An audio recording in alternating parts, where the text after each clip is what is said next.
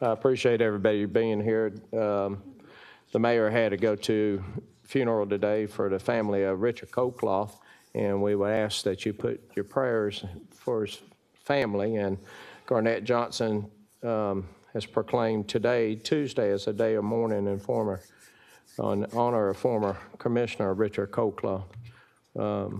Madam Clerk, I'd like to call this meeting to order. Can we, if the commissioners don't mind, if we could, under the special called meeting, we got agenda items 1 and 2. Judon, would you be happy to tell us what this is about? Mr. Mayor Pro Tem, if I could read them into the record. Absolutely. And have Mr. Judon. Item number 1 is a motion for acceptance and approval to authorize the mayor to fully execute the Federal Aviation Airport Terminal Program grants. Item number 2 is a resolution by the Augusta Commission to permit the mayor to execute all grant offers to Augusta Aviation Commission, having expedited deadlines to provide for an effective date and for other purposes. Thank you, Mayor Pro Tem Commission. Just a little background on item number 1. These are, we're asking to allow the mayor to execute the 2 federal grants. The first one is called an airport terminal grant, and this was a competitive grant that the airport received last year. The grant's for approximately $4 million, and it was part of the bipartisan infrastructure law. This grant and the second one, which is called the Airport Infrastructure Grant, which is a little bit over $1 million, and this is a 5-year entitlement that the airport will get, which was also part of the bipartisan infrastructure law. These monies are being used for the airport checkpoint terminal expansion. Well, checkpoint expansion, we're adding 2 additional lanes in the TSA security area. These grants were being reviewed early this year by the new administration, and they did not release the grants until May the 9th, and they asked us to have them fully executed and back to the FAA by the end of the month. And so that's why we're kind of rushing them through. We didn't have time to bring them through the normal cycle. So we're asking if you would allow the mayor to execute these so we can reach the timeline, and then we will bring them, if you desire, we can bring them back to the full commission to review after the fact. Okay. I'd like to do this as a companion item. We got Commissioner Francine Scott in the queue. Scott? Yes, sir. Mayor Pro Tem, I would like to make a motion to approve. We got a motion by Commissioner Francine Scott, second by Catherine Smith Rice, and let's vote. Thank you, Ms. Scott.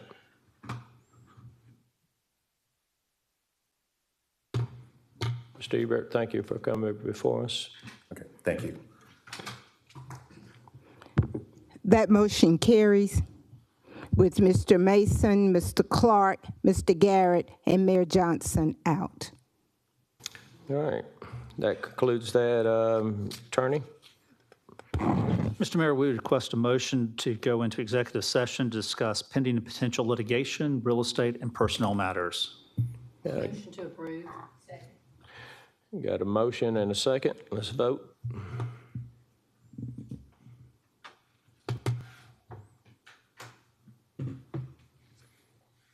That motion carries All right. with Mr. Mason, Mr. Clark, Mr. Garrett, and Mayor Johnson out. All right. Head into executive. Yes.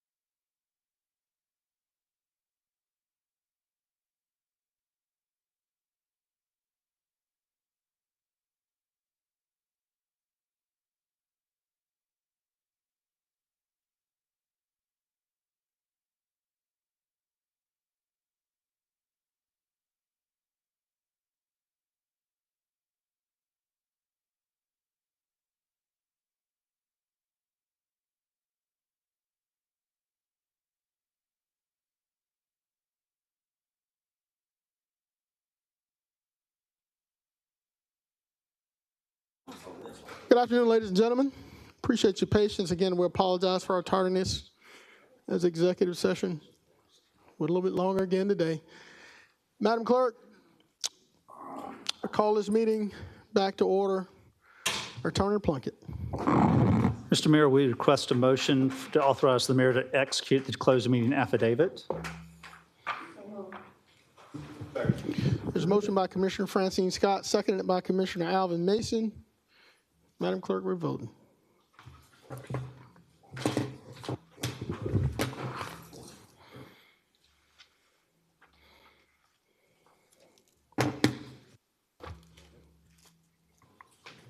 Ms. Slindeck? Ms. Pulliam? She out. That motion carries with Ms. Pulliam and Mr. Garrett out. Thank you, Madam Clerk. Attorney Plunkett, are there any motions as a result of our executive session?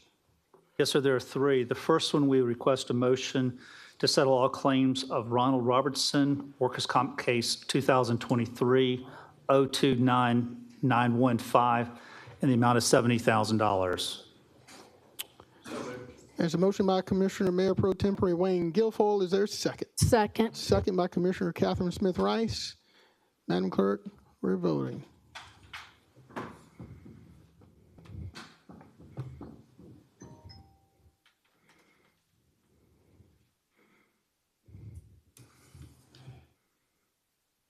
That motion carries 7-1 with Mr. Johnson out, Ms. Pulliam out, Mr. Garrett, and Mayor Johnson abstaining. Madam Clerk, let it be noted that I'm abstaining because I was attending the funeral of former Commissioner Richard Coleclaw and was not in during that portion of our executive session. All right, Attorney Plunkett. Mr. Mayor. Yes, sir. Point of clarity. Madam Clerk, I meant to hit abstain. Apologies, because I wasn't in there for that piece as well. I'll ask the parliamentarian to rule since we've announced the vote. Attorney Plunkett. We would need a motion to reconsider. All right, is there a motion to reconsider? So moved. There's a second. There's a motion to reconsider by Commissioner Alvin Mason, seconded by Mayor Pro Tempore Wayne Guilfoyle. Madam Clerk, let's vote again. This Or would be you vote on motion the to reconsider. reconsideration. Okay, reconsideration, you got it.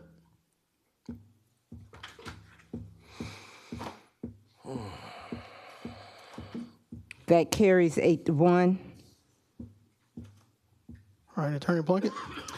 So we renew the motion, which was the motion to settle all claims of Ronald Robertson, workers' comp case number 2023-029915, in the amount of $70,000. There's a motion. Is there a second? I'll second it. I heard a second. Motion made by Mayor Pro Tempore Wayne Guilfoyle, seconded by Commissioner Tina Slindeck. Madam Clerk, we're voting. No, that was Rice. I heard her murmur. She didn't murmur. I heard Oh, her. you heard her Yeah, I first? did. I heard her Okay. first. All right, that was Ms. Lindeck.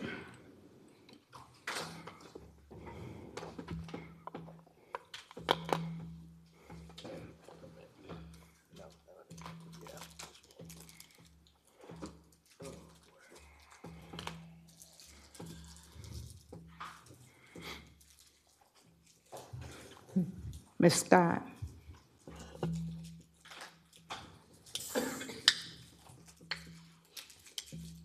That motion carries 7-2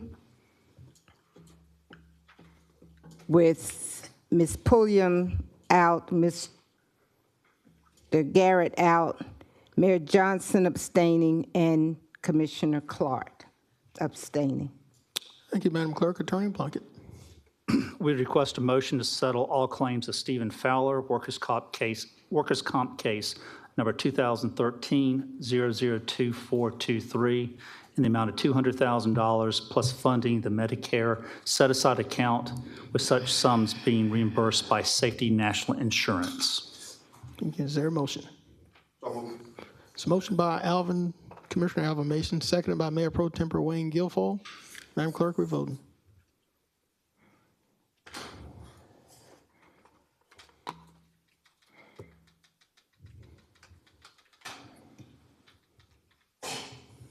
That motion carries 8-2, with Mr. Clark and Mayor Johnson abstaining. Thank you, Madam Clerk. Again, my extension was due that I was not in the meeting. All right, Attorney Plunkett. We request a motion to accept the resignation of Hawthorne Welcher, resignation dated May 23rd, 2025, with an effective date of June 6, 2025. So moved. Motion to approve. Second. There's a motion by Commissioner Al Mason, seconded by Commissioner Catherine Smith Rice. Madam Clerk, we're voting.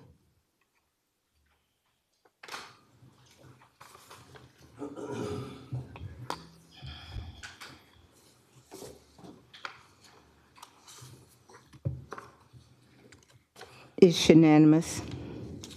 Thank you, Madam Clerk. Point of personal privilege, today we funeralized former Commissioner Richard Colclaw. For those of you that know him, please reach out to his family. He was a dedicated servant to this county for many years, 2 terms. We thank him for his service. And with that being said, Madam Clerk, I turn this meeting over to Public Services. Good afternoon and welcome to Public Services. Madam Clerk, are there any additions or deletions to the agenda? No, ma'am. Okay. All right, let me see.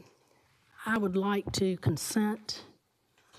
My colleagues don't object. Number 9. You're adding item That's the only one that I see that we are able to consent. 2. So, You want to run down the list then, since, yes, ma'am. okay, we'll go from top to bottom? Yes, ma'am, please. Okay, thank you. Thank you. Item number 1 is to discuss amending the appeals process of the Historic Preservation Ordinance with a focus on the appeals process and post-demolition plans.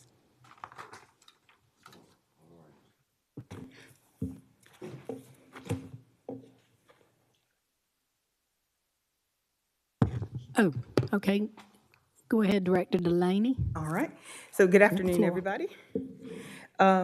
So in regards to item number 1, we have had several workshops. Commissioner Rice was present in chairing some of these meetings. And one of the things that she asked us for is to come back once Mr. Barbie could be here today. So he is here today. One of the things that there were multiple issues that came up. There were 3 outstanding questions essentially on this particular item. And for the sake of time, I want to say that we kind of know which way we think we would like to recommend you go. So can I jump to that part rather than run down the history? Yes, Is that ma'am. okay? All right. Yes, ma'am. So Okay, go ahead. we at the, and I'm going to speak on behalf of HPC too, just for a moment. The Planning and Development Department plus the Historic Preservation Commission feel that we need to do a better job potentially with educating our applicants on the process, and so that they don't have this fear that everything they bring forth is going to be rejected. One of the ways that we recommend taking that action is by revising our pre-meeting statement. In our pre-meeting statement, we can include the language that identifies the appeals process, and in addition to that, we can show, it shows, and it's currently allowed without any rewrites. The current ordinance will allow the applicant to select whether or not they would like to have a mediator that they have to pay for, if they would like to have a designee from the Planning and Development Department, which is typically the director. So this is language that's already there. I think that you can address the bulk of the issues with we can do a better job with communicating the processes that are already in place that could work for the applicants that would not cost them any additional fees. Now, we do have the appeals process rewritten in a draft form wherein anyone who has an appeal, it can come to the commission first, and then it will volley back to a mediator in the event they're not happy with the commission. And we feel that it will be just circular, and in addition to that, it will increase your workload. There's a level of expertise and experience at the HPC level that that if we do a better job educating people on the options that are already in place, we can resolve many of the issues that we now face. But if you want me to go through the other items, I can. Okay, I'm going to acknowledge Mayor Pro Tem Guilford. Thank you, Madam Chair. Mr. Laney, thank you for thinking outside the box. And actually, I'm big on communication. We could learn a lot by opening doors where they were shut before, especially with this HPC, as well as some of the other departments as well. I think for right now, I think it's best to leave as is. And as far as your suggestion, because it's going to be a merry-go-round for anybody applicant that's trying to appeal the process, and I believe you're going to have some new board members on there and some new leadership, so I would just as well leave it as is. Thank you, Madam Chair. Thank you. And I just wanted to say, after talking to the chair earlier, that HPC, they haven't had the chance to get together and review the guidelines and statutes, and they would like to come back to the Augusta Commission with some recommendations. And in all due fairness, I understand that, and I also know that that we've got 3 seats on that board that are vacant. So now would be the best time for them to get some more people on that board. District 4, 6, and 10 are the ones that are vacant. So we need to get some people in there and let that board get together and work together and talk. And then once they do that, they come back and talk to us, and we'll work with them the best that we can. And that's where I am. Thank you.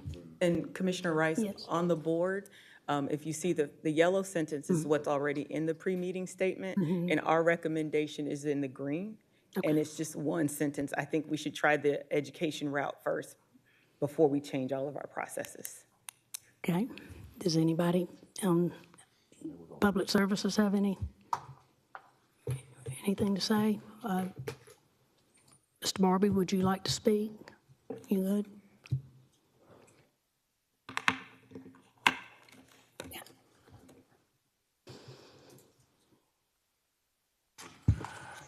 I really don't have I any gotta let you, objections to the excuse me, I'm gonna let statement that Mr. Delaney has Mr. Barbie, put in this. I got to get your name and address, please. Oh, excuse sir. me, I'm sorry.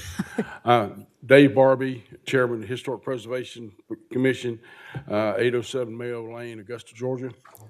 I don't think the commission or I would have any objection with this additional line added to the opening statement that we give at our meetings. But I do think that we do need to sit down as a commission itself and come up with some recommendations and with the statute and the guidelines to come back to the commission with this. And we do need a full body appointed by the commission in these positions. And we have 2 new ones, and they're going to be a good asset for us. Okay. Any other questions? I'll be happy to answer. Yes, Commissioner Slindack. Yes, I was just, thank you, Ms. Delaney, for the work y'all are doing on this. Personally, I think this is a good start to go with your suggestions and possibly in the future have the members of the HPC attend some sort of training. I mean, it doesn't have to be anything long, but especially for new people. Mr. Barbie's been on there a long time, knows a lot. You know, we do have an architect on there also, but there are some people that are new and need to be appointed by those certain commissioners that were named, and they most probably could all do with a day's worth of training or something somewhere. So I think we're heading in the right direction. Okay. I want to thank you, Director Delaney, and we will do that. We'll get these positions filled and let you all get together and talk and then come back to us. Thank you. Thank you so much. Thank you.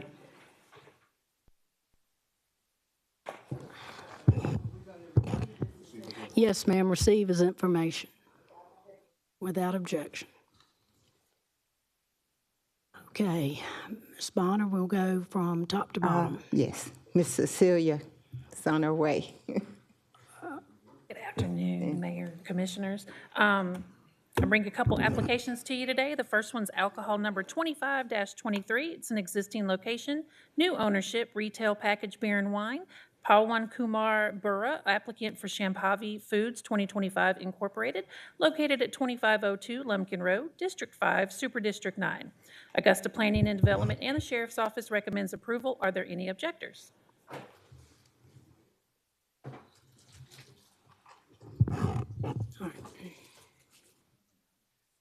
He knows the drill. My name is Pawan Kumar Burra, and home address 1094 Thompson Bridge Road, Waynesboro. Continue. All right, got a motion. Do I have a second? Got a motion and a second. We're voting.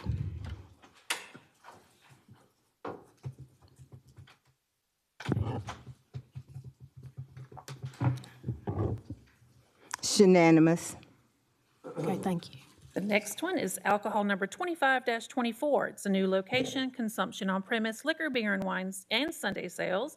Ming Shi, applicant for KHP Augusta LLC, doing business as K-Pot, located at 1343 Augusta West Parkway, District 5, Super District 9. Augusta Planning and Development and the Sheriff's Office recommends approval. Are there any objectors?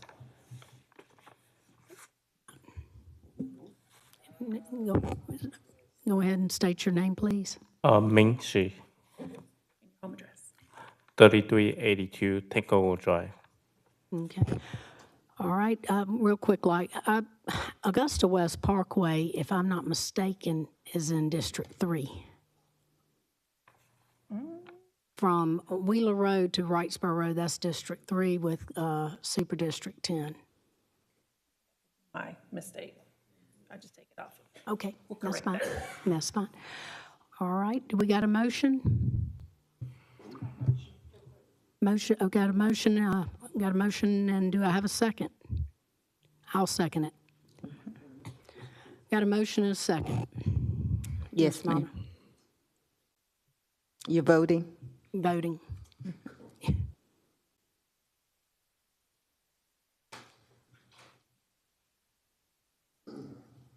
Thank you. It's unanimous. The next one is alcohol number 25-25. It's a new location, consumption on premise, liquor, beer, and wine. Marion Roderick Rozier is the applicant for Lido's Bistro. It's located at 2601 Deansbridge Road, Suite C, Augusta, Georgia 30906, District 2, Super District 9. Augusta Planning and Development and the Sheriff's Office recommends approval. Are there any objectors? Marion Roderick Rozier, 4554 Mike Paget Highway, Augusta, Georgia, 30906. Motion. Motion to approve. Second, voting.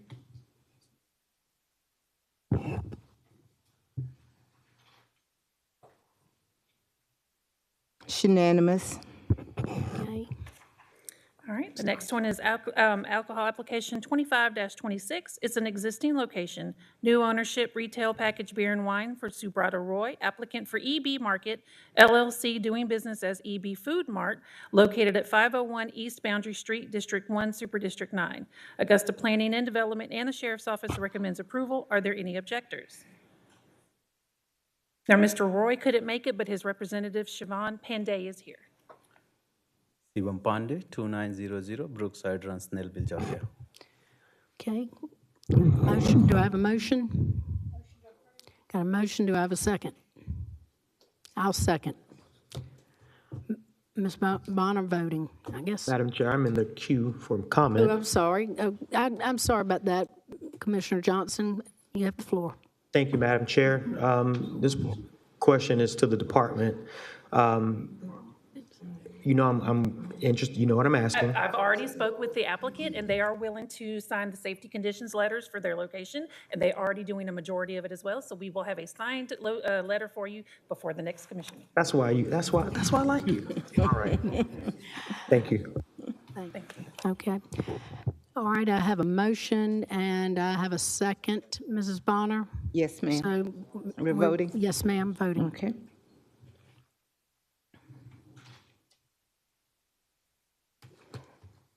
It's unanimous. Okay. All right, item number 6.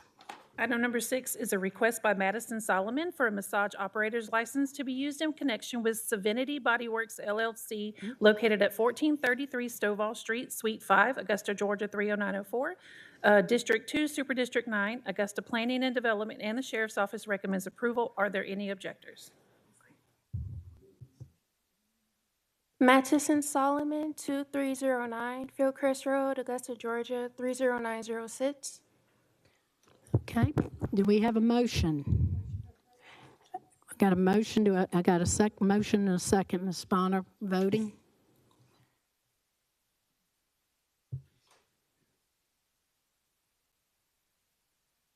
It's unanimous. All right, item number 7. Item number 7 is to review and discussion of short-term rental ordinance and proposed 30-day rental limitation in the city of Augusta, requested by Mayor Johnson. Okay, Mayor Johnson, you have the floor. Thank you, Madam Chair. I appreciate the opportunity to discuss this very important topic.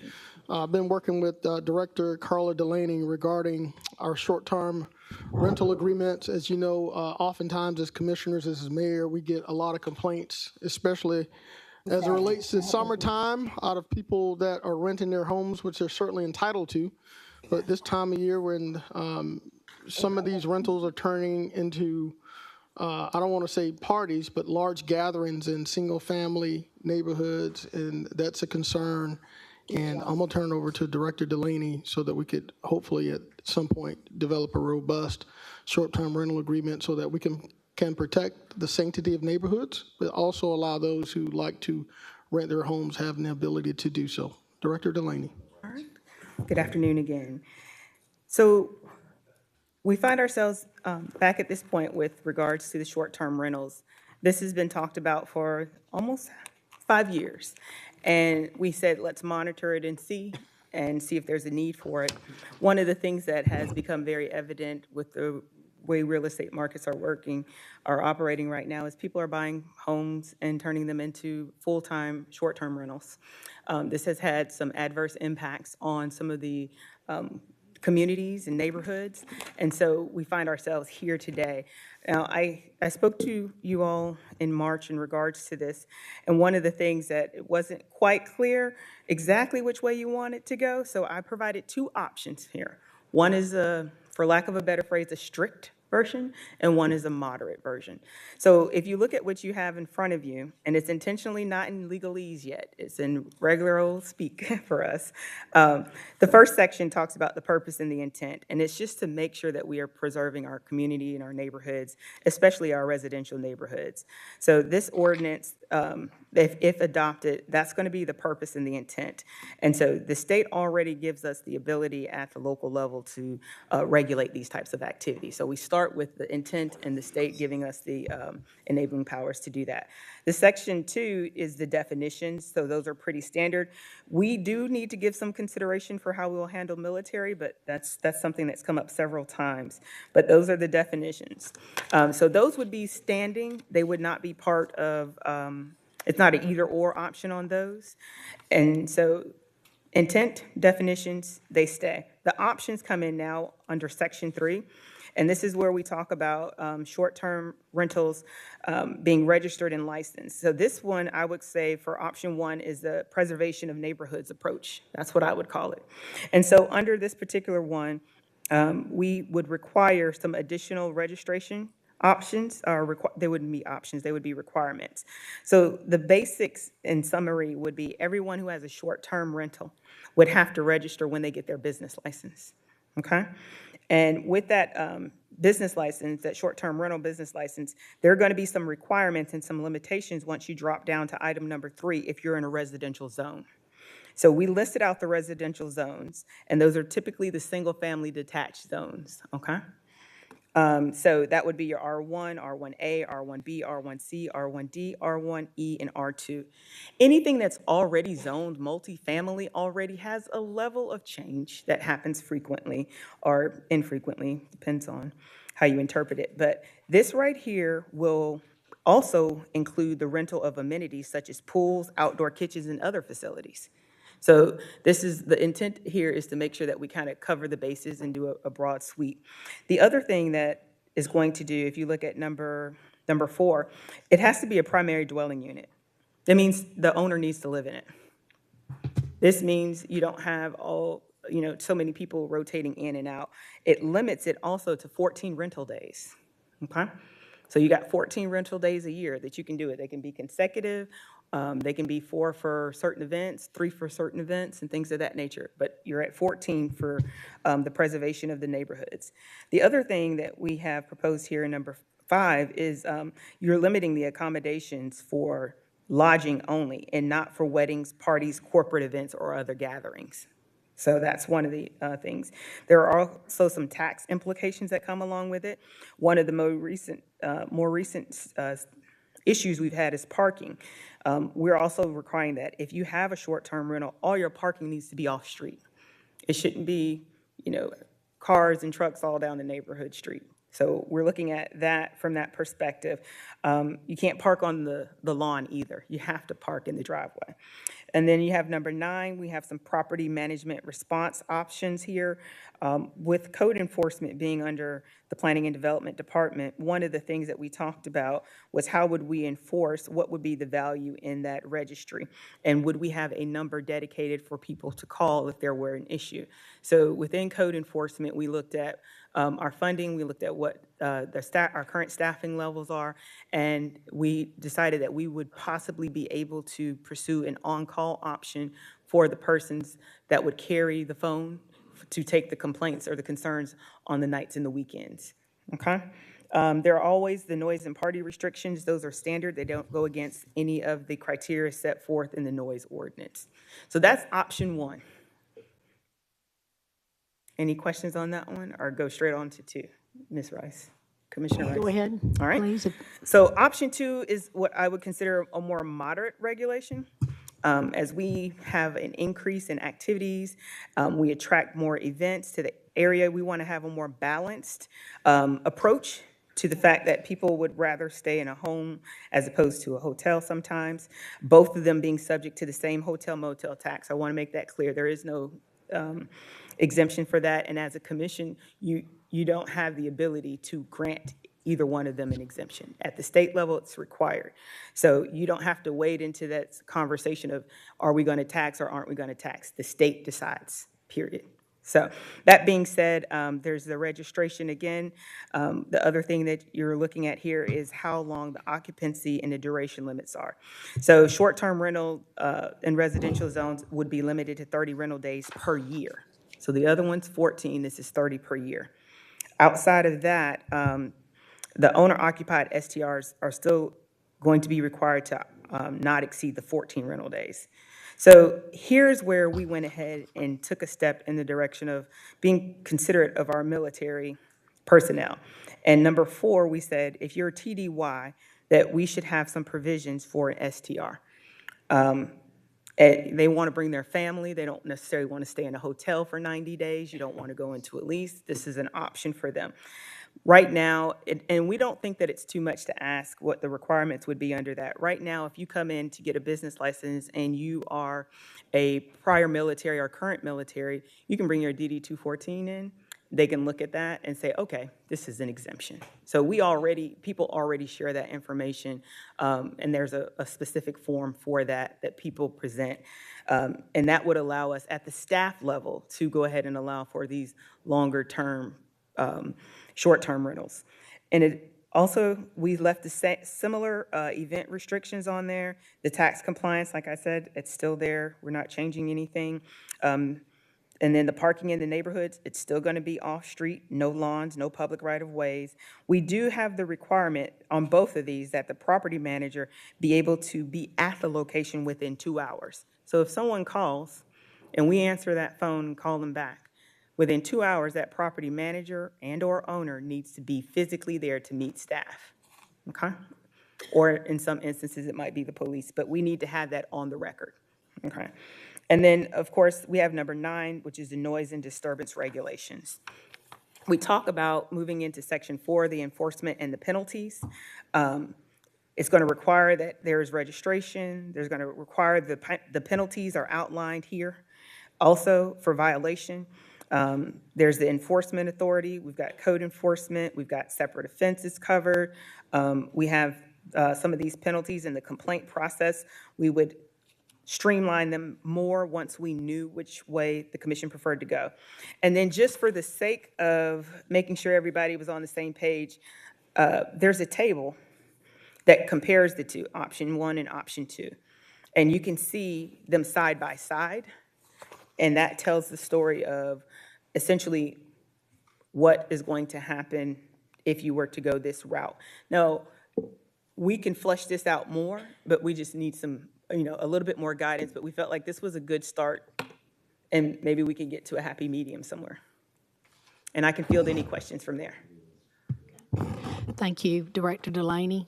Do I have anybody that wants to ask any questions? Okay, District 7, Commissioner Slendak. Yes, Ms. Delaney, on the option 2, would it be possible to, unless I just didn't read it, to add in there that people would not be able to rent pools, outdoor kitchens, and other facilities also? I noticed that's in option 1. I didn't see it in option 2. So we can definitely add it. I do want to make mention that there's a time of year where we go to hospitality houses. Do you want that to be excluded and included? Because I've gone to a couple events during a certain time of the year, and it's a hospitality house. So are we wanting to exclude that as blanket, or, because that's an event, that's a type of event. So that's where we have to dig in a little bit on the dialogue about what we really are saying. Maybe you want to say 14 days inclusive or not inclusive of that. I think we need to have some more conversation on that for sure, but the renting of backyard pools and outdoor kitchens, I mean, that's already come up in a couple of neighborhoods that people are renting their backyard pools out for big events. And I just think the pool and outdoor kitchens and stuff should be added to both of them. Now, we can get into hospitality houses. I mean, this is pretty much with the, it's not going to impact masters, is because there's that's only 2 weeks out of the year. So talking about all hospitality houses that are not in use during masters. Nope, it's not. There's no exclusion as written. So you have to decide, do you want there to be, if you only do the 2 weeks, right now the 2 weeks, and even if you put them in both, you're going to be tying your hands a little bit with regards to some of this. So you want to keep that in mind. Okay. If you want something separate for hospitality houses, then that could be a new section in the ordinance. But typically, the hospitality house is occurring in a residential neighborhood. The other thing you have to remember is when we say it's just those 2 weeks, well, what I call an event may not be what the property owner calls an event, meaning that I'm not overly concerned about the event in October, but there's one that's happening in June. So that's my event. So then you all will receive those phone calls about an event in June. And you're like, well, this is only for masters. And that's not what it's intended to be. So you just want to be careful about what type of parameters you put on this. And if you want something separate for hospitality houses, just remember that a hospitality house will operate probably more outside of just those 2 weeks. So, we want to tread carefully. Are they currently required to have business licenses? Hospitality houses. Anyone transacting business for exchange of money is required to have a business license. That's one way to look at it. Yeah. Okay. Because my neighborhood has been hit very hard with hospitality houses and Airbnbs. I mean, there's probably over 40 in my neighborhood. So this is something that I really want to see us work on. So could we, I mean, you've done this is a great start, a really good start, but I do think it needs a little bit more fleshing out. So I would like us to, I don't know how we have to do that, but suggest maybe just a work session or something, however this moves along. I do think it needs to be fleshed out just a little bit more. I think you've done a great job starting, and I'm really glad to see this. I don't want it to stall because, like I said, I know my neighborhood's been impacted, but it's everywhere. Some of these Airbnbs are just real nuisances now in neighborhoods. So we've just got to crack down on some of this. So that's all I have to say right now. Thank you, Commissioner Slindak. I'm going to go to Commissioner Pulliam. Thank you, Commissioner Rice, Chairwoman Rice. I agree. This is a great continuation of our last meeting back in March. I have a question about when we were on option 2, the moderate regulation. You mentioned longer-term, short-term rentals. What did you mean when you said that? So technically, anyone staying past 30 days should probably have a lease, whether, through the property owner and things of that nature. But from a best practices standpoint, we're doing short-term rentals as anything under 30 days. But with the understanding that sometimes people, again, we're a military community, you get temporary duty assignments, you don't want to pigeonhole yourself. So that's how we got to the 90 days, so to speak, for the TDY personnel, sorry. Is that what you were asking? Yes, ma'am. Okay. When you made that particular statement, I just wanted to know where you were going with the longer-term, short-term rentals. Mayor Johnson, if I could direct a question to you, sir, because you put this back on the agenda. Were there particular things that you were looking for this new ordinance to have in it? That's my question to you. But before you answer that question, I do agree with Commissioner Slindak that we should continue. We had started a work session back in March, and that was the first work session, and now we're bringing it back to the floor. So I think being able to flush through these ideas, once we come together and get direction as far as what exactly are we trying to accomplish with this ordinance, and then use this as a template to move forward. Thank you, Commissioner Pulliam. Yeah, I think this is important in that we continue to field complaints about single-family neighborhoods that are inundated with people that are running their pools, renting their backyard barbecues, the amount of parking that's taxing to the roadways, and Augusta is no different than any other community across this country in that I think it's by far in time that, we put some ordinance in place that protects homeowners.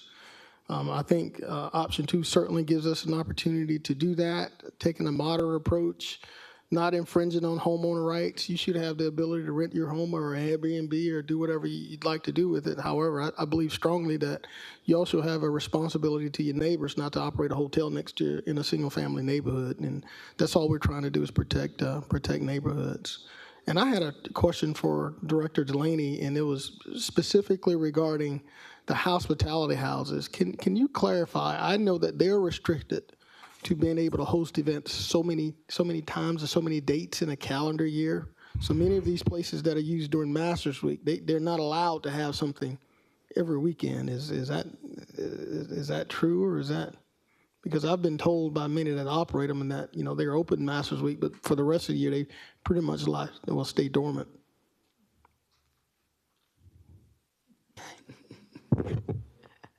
Is there anything on the books, or is that just a gentleman's agreement that they adhere to? I would say that's a gentleman's agreement. That's a gentleman's agreement.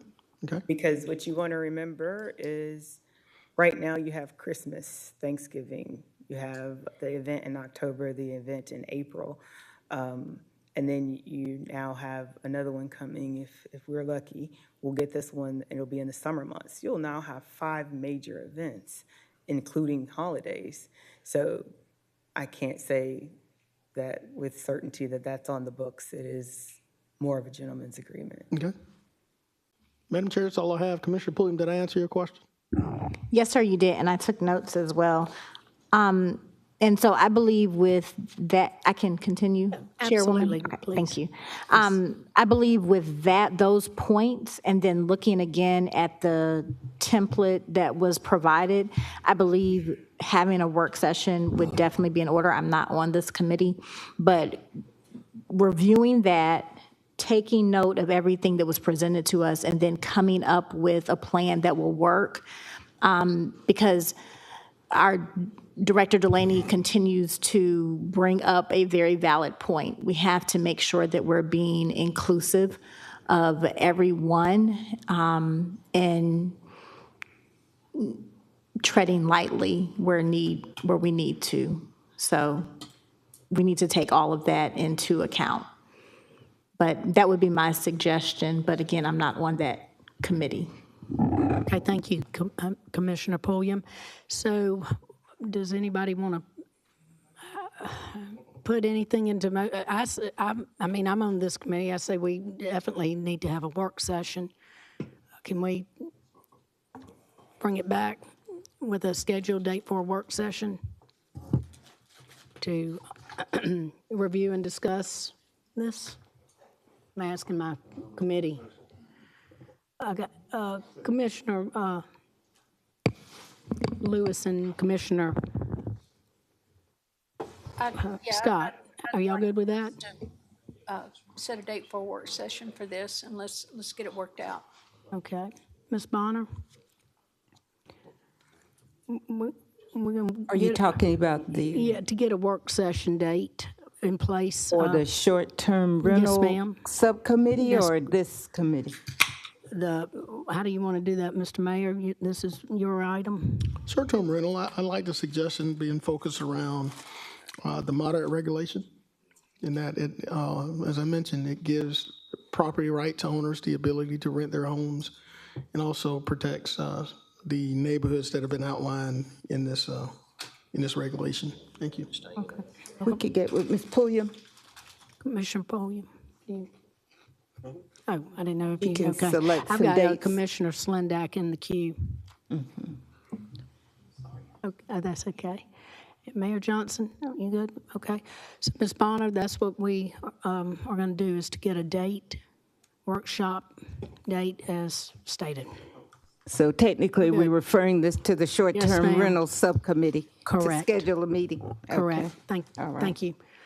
All right, next item. Item number 8, Ms. Chelsea Carlson, regarding Richmond Transit Microtransit and citizens of Richmond County not being given fair and equitable access to public transit. Good afternoon. Good afternoon. State your name, please, and address. Yeah, Chelsea Carlson. Do you need my residential address or the workplace? Residential. 2906 Foxhall Circle, Augusta. I am a renal social worker, so I service a population of dialysis patients, end-stage renal disease, chronically ill, mostly elderly, disabled. Our facility in Hepzibah services about 90 patients. There are probably 4 other dialysis clinics in the area that have a census close to, if not higher than that. And we probably have about 8 clinics within like 12 to 13 miles of like the 30815 zip code. So the disparity that I've seen with microtransit, I first heard about it in 2023. Since 2023, every time I've reached out to transit to try and get patients on just Richmond Transit, I always go through the process of submitting their addresses just to see what they qualify for, if there is any opportunity there. Time and time again, I've been told probably 10 different patients over the since 2023, that those 10 patients, give or take, do not qualify for Richmond Transit. based on their address, and that they fall under the category of microtransit. Wonderful, sounds great. Microtransit has not been up and running, to my knowledge. We've been told lots of different things. The vehicles are not available, funding is not there, et cetera. That is all bigger than what I do for my patients. It's beyond me. But the problem is that these chronically ill patients require this dialysis as life-sustaining treatment 3 times a week, 4 hours at a time. They need transportation to and from, whether it's personal or by any other means. We have at our clinic about 5 patients that are using Richmond Transit specifically. We have 7 patients who would also, in my mind, qualify for Richmond Transit, but are being told that their addresses are zoned for micro. Some of these cases are particularly rough. We have a 40-year-old woman who has gone from doing dialysis at home. She's had leg amputations, fingers amputated. She has overcome all of that. She can now use prosthetic legs and a walker, but now because of that, she doesn't qualify for stretcher transport through her insurance. She is enthralled that she does not have to use stretcher transport. She now has no way to dialysis because she doesn't fall under Richmond Transit. She's being told that she can only use microtransit. Her and her small children have moved in with her senior father who works, who cannot stop working to be her transportation. As you can understand, all of these dialysis patients, this is just my clinic I'm talking about. These patients do end up in the hospital frequently when they don't go to dialysis, when they can't get to dialysis. So we're talking about something that's also bigger than just preventable, regular routine treatment. This becomes an emergency room issue. This becomes strain on resources like EMCs, ambulances, things like that. So my request from the get-go has been to please let these patients utilize Richmond Transit until microtransit is up and running. I understand that even that request is not equitable to all the other folks who are not on dialysis, but I do feel like as an advocate for this population, it's very important to me that I request it, because, yeah. Thank you, Chelsea. I'm going to have Director from Transit come up and speak. Thank you. Daughtery. Thank you, Director Daughtery, for Thank you. being here. To speak on what Ms. Carlson is talking about, I empathize, sympathize with everything that she is saying.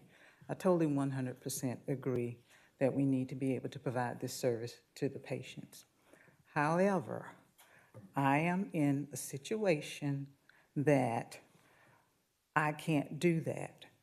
The reason I can't do that, because the dollars that I receive for Richmond Transit comes through the Georgia Department of Transportation. Those dollars are set aside in a grant called 5311, and it is for the rural area. We serviced from 1989, before I was even there, until recently, we service all of Hepzibah, Blythe, and McBean with these services.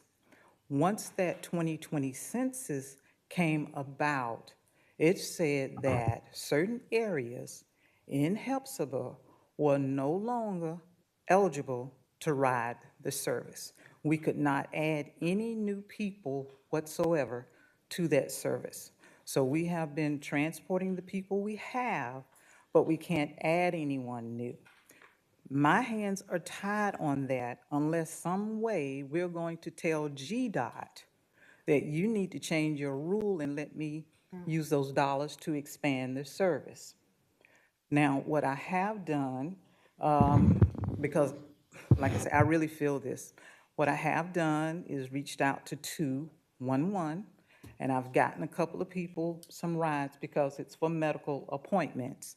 So if you're going to a medical, if you're going to school, or shopping for groceries, necessary trips. I have been able to talk with, I have a connection there with 211, and I've been able to get some people a ride to their medical appointments. So when I can't do it myself, I am reaching out and asking, can I get some assistance for these people? Now, I understand there's two at this moment that are on our list that are in the micro-transit area. And if you don't mind, I'd like to show you a couple of maps so you can see what I'm talking about. That's, yes, ma'am.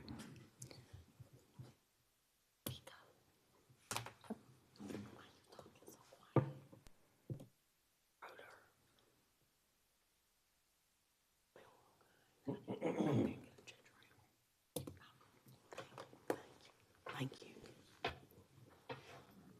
This one, it shows you, this is the Fort Eisenhower area.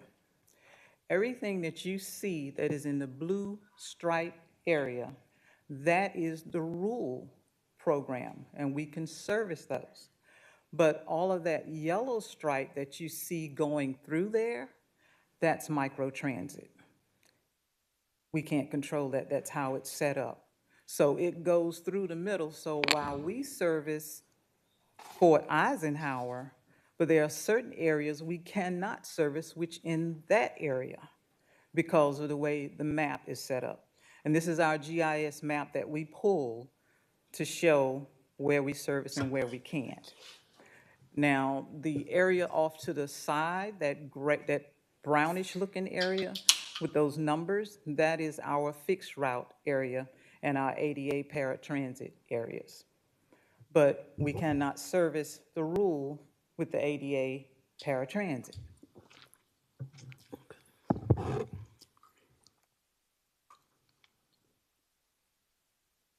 Okay. This is, my understanding, I was told, this is one of the areas that one of Ms. Clarkson's patients would have to be serviced. In this area here, if you look at the map, you see that dark circle. That is where the address is. With her address, or his address, I don't know, being in that location with that circle, we cannot service them because they fall right in the center of the micro-transit program. The blue around there would have been fine, but they are nowhere even near coming over to the rural program. That's why we can't service them. So they're sitting in that micro-transit area. And then the last one.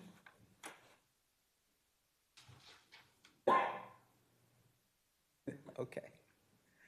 And then as this map as well with this address, the same scenario.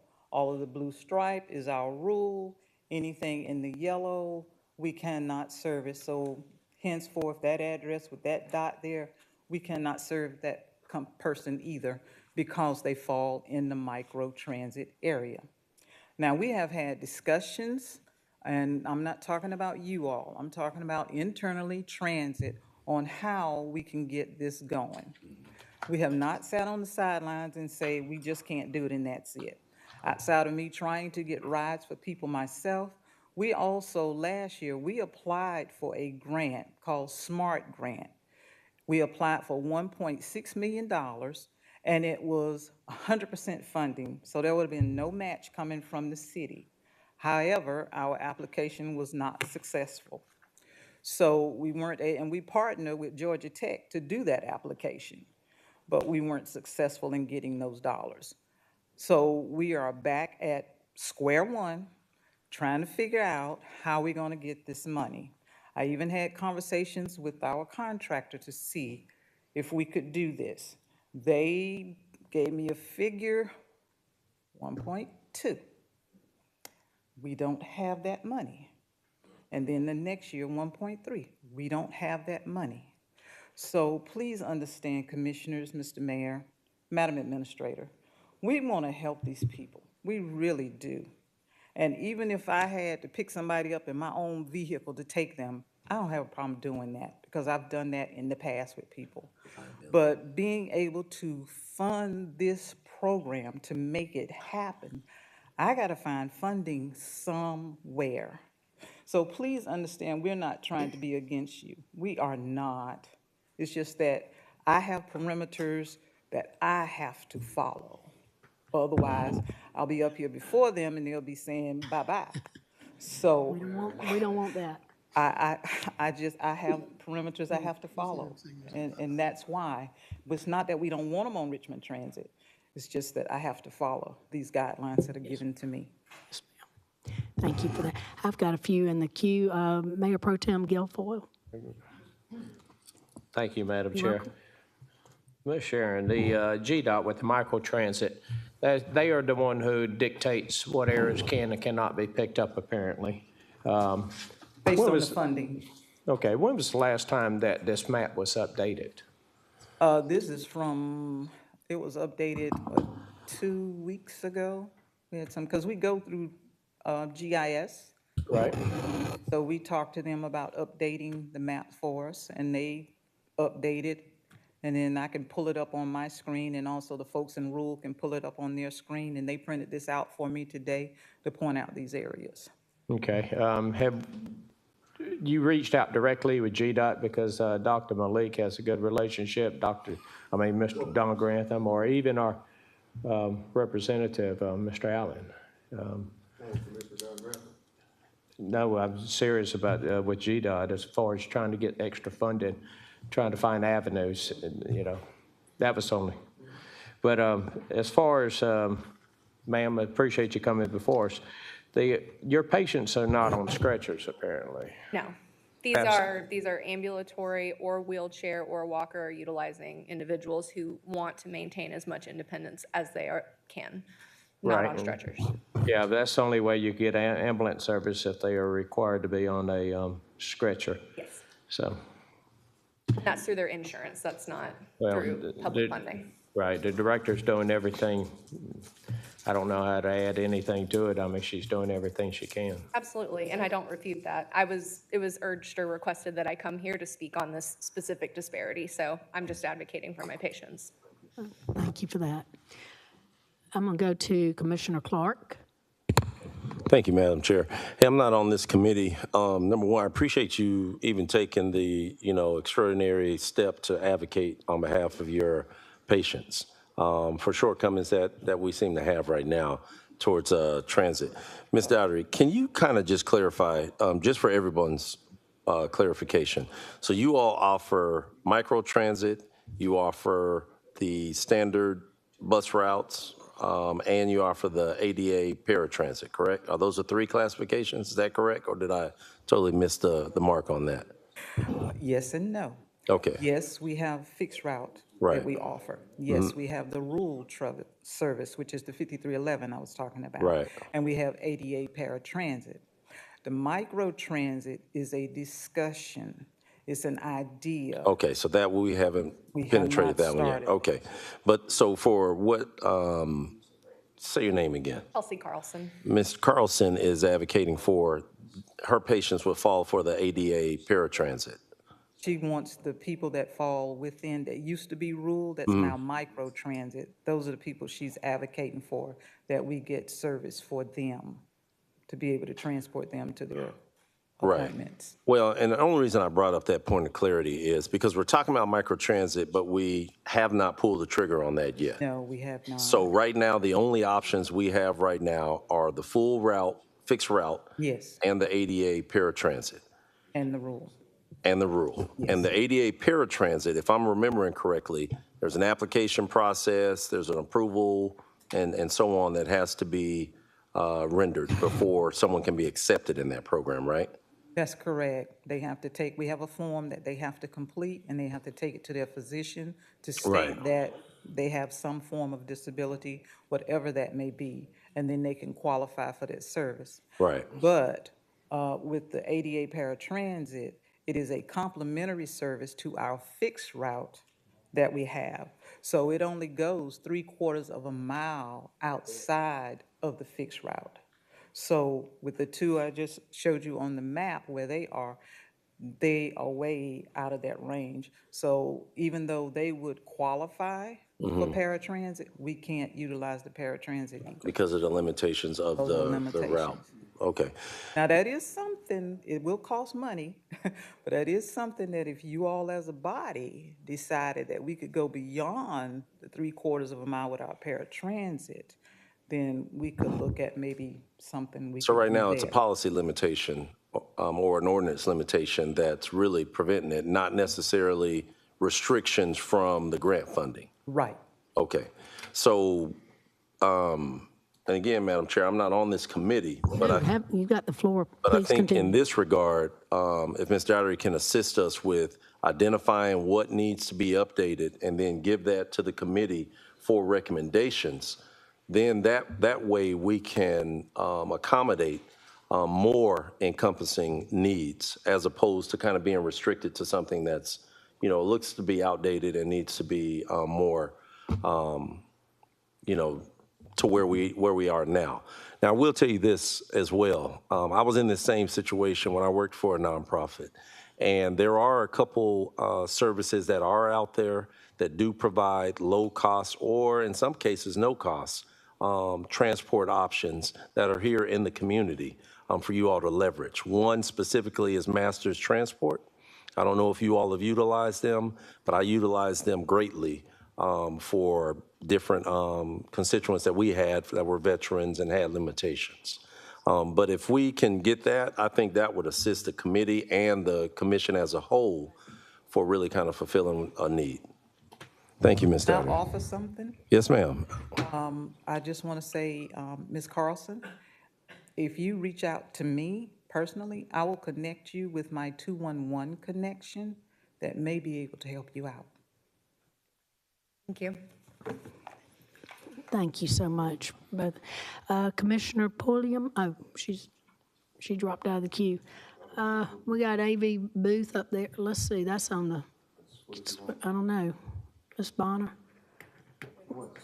Oh, AV Booth. I don't know. Okay. All right. Commissioner Slendak? Yes, I was wondering if we could put this into a motion, what Commissioner Clark was suggesting, to come back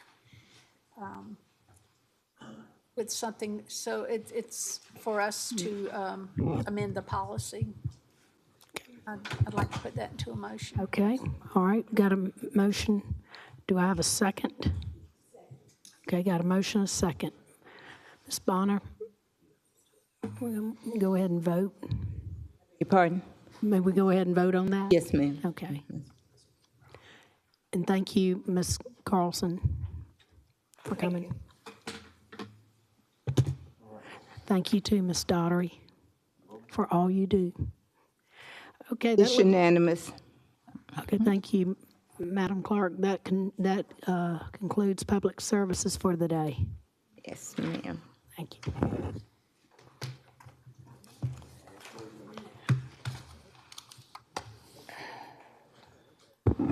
I'd like to call the Finance Committee to order.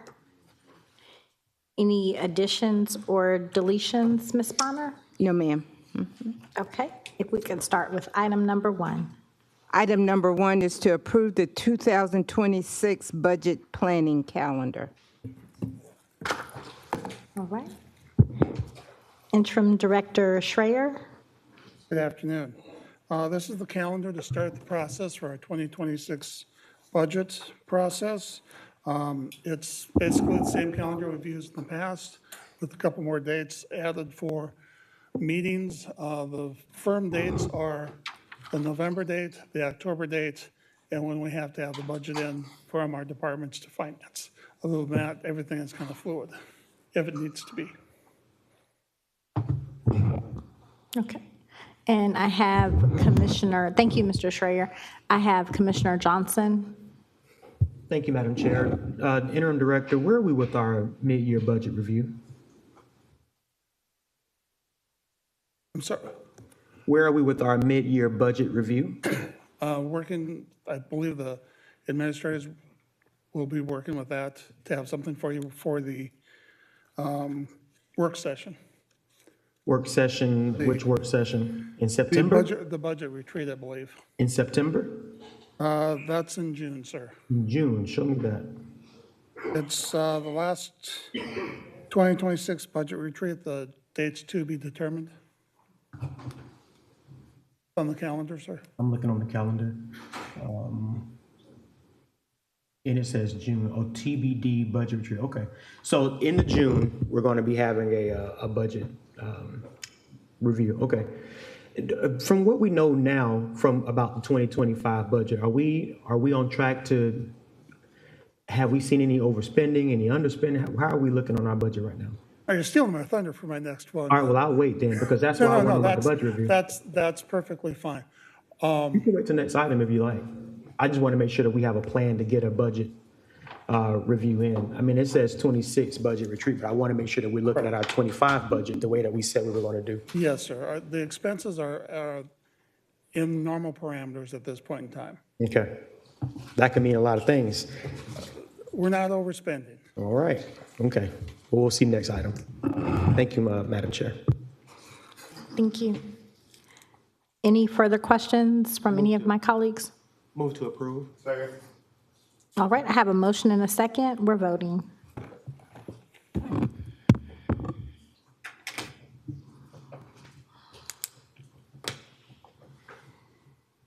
Ms. Johnson? I press green. Okay, you want to tell me? Okay, thank you. It's unanimous.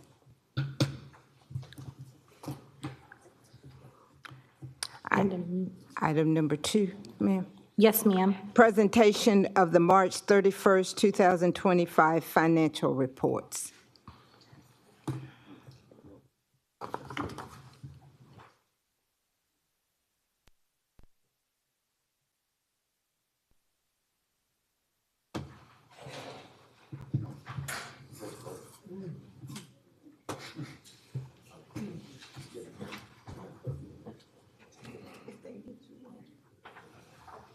Sorry.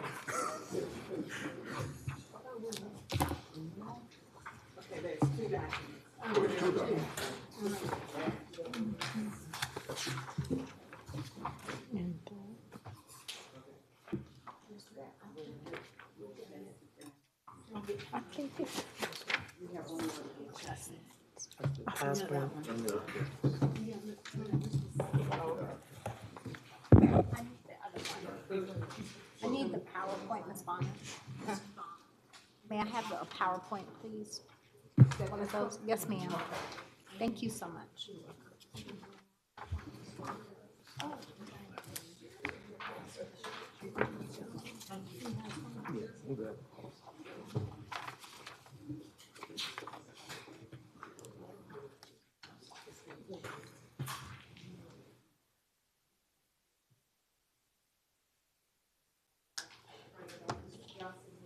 Yes, ma'am. Yes, I'm good.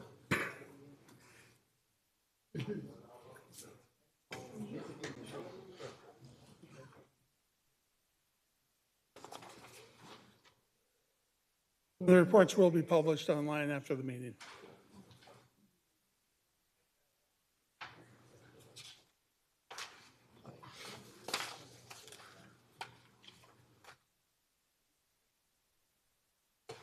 Yes, they will.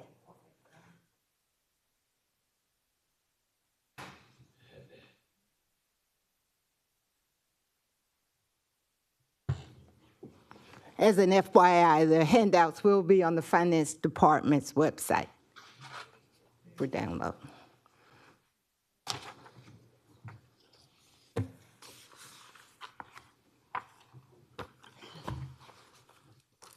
We ready?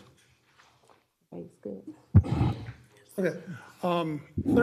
First quarter financials. I wish there was something exciting to say, but I guess that's a good thing to say that there's nothing really exciting to say about first quarter. As normal, we'll do a quick overview of the individual funds, where we're at with Hurricane Helene cleanup, cash balances, a couple of things that happened in the first quarter are the franchise fees, update on sales tax, and then upcoming events. As I previously stated, first quarter is, the expenditures are within normal parameters going year to year and looking back over history. Augusta collects majority of their revenues for the general fund, fire fund, and garbage collections fund in the third and fourth quarters of the year. So right now, we're just looking at very skinny revenues, and expenses are in the normal parameters, and that's what we expect, and that's where we want to be. Hurricane Helene, wish we could get rid of this one, but it's going to be around for years. Debris cleanup and some of the other smaller ancillary costs, we've spent $51 million so far, and we've received $34 million. Administration and finance are working with the team from Tetra Tech to make sure we get our applications into FEMA in a timely manner. Cash, everybody likes cash. We have some. This is just a brief overview of where we have our cash and what type of accounts and which financial institutions. This has been consistent for the last several years.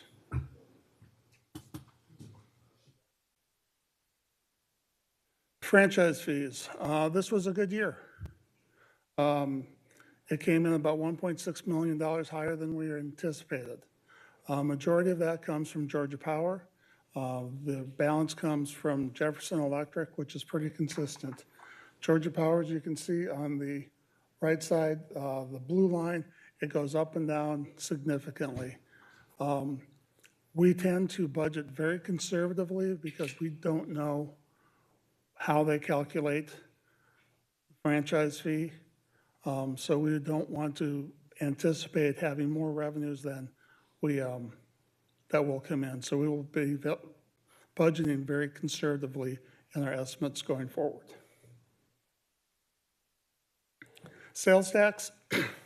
Sales tax is coming in about 2.5% higher than the previous year and about 2% higher than our budget. So we're tracking on very, very good at that. This is the 3 years collection rate and the 5-year collection rate. I just like the pretty colors. Upcoming events. 2024 audit. We're working on that. We anticipate that being done and being presented to the commission, to the body, in July of 2025. Street lights and garbage fees. Again, if we're going to be addressing those for any increase in revenues or any increases along theirs, those need to be done prior to the setting of the 2025 millage rate. Hotel motel tax, the governor signed that bill, and that goes into effect, the new rate goes into effect July 1st. The budget process, we just adopted the calendar, so we're going to be starting working on that. And then 2 final items. Bond issuances, we have 2 bond issuances that are going to be coming up this year. The first one is the Coliseum Authority. We issued bonds in 2021 for the Coliseum Authority. Part of those were issued tax exempt. Because of the structure of the new arena, we need to reissue those as a taxable bond to keep compliance with the taxing authorities. The other one is the Laney Walker Bethlehem bonds. Those are due every 5 years, and we issued those in 2020, so we will be coming back with the reissuance for those in this fall. This is just an index of the bigger report. And are there any comments, questions that I can answer? Thank you, Mr. Schreier. I do have some commissioners in the queue, but I have a question first. When you talk about the street lights for the upcoming events, as well as, it was somewhere else in the presentation as well, there are talks of us thinking about not controlling those street lights as a city any longer. How would that impact those numbers if the street lights are no longer under Augusta, Richmond County, if we give those over to another entity? If Georgia Power, we would be paying Georgia Power to run the streetlights. We pay for electricity and then a monthly fee per light for maintenance. Okay, so would that be positive or negative impact to these numbers? Would that be saving us money, or would we be putting out more money? I don't believe that we would be I think it'd be relatively cost neutral. Right now, I think it was last year, we were $2 million, a $2 million deficit in a streetlight fund because we're not bringing in enough revenue to cover the expenses. If we could, This would not reduce the expenses. okay, if we could get some solid numbers on that, so we could see the difference between what we're doing now versus what we would be doing. We'll have that for you at the budget retreat. Okay, thank you so much, sir. Commissioner Mason? Thank you. The Coliseum Authority bonds that you're referencing, Yes, sir. those bonds are specifically for the new James Brown Arena, is that correct? Those bonds were what we issued when we issued for the convention center and the renovations to the old facility. And then they also borrowed in 2020 some upfront money to start the construction of the new facility, What new facility? the new arena. The new James Brown Arena. Yes, sir. There's some pre-construction work pre-construction costs that need. No, I just need to make sure that I'm hearing you correctly because you're saying arena. I need to know, we talking about the new James Brown Arena, which in November 2021, we did $250 million sales tax for that, for which we're going to pay back $443 million by the time it's paid. Some of those costs were for the renovation of the Bell Auditorium. Got it. But the basic part or the major part was for the new James Brown Arena. Yes, sir. Okay.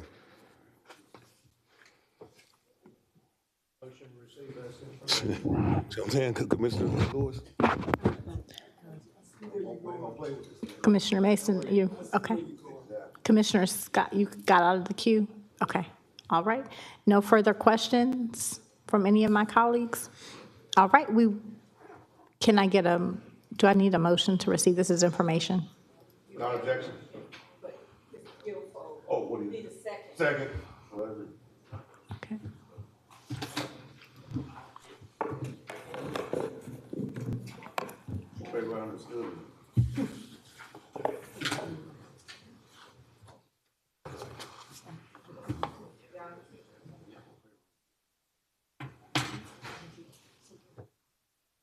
It's unanimous.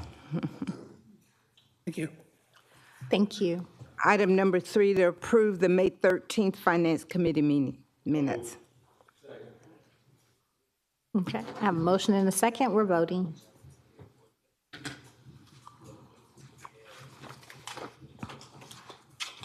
Unanimous. Okay, that concludes Finance Committee. Thank you, Finance Committee.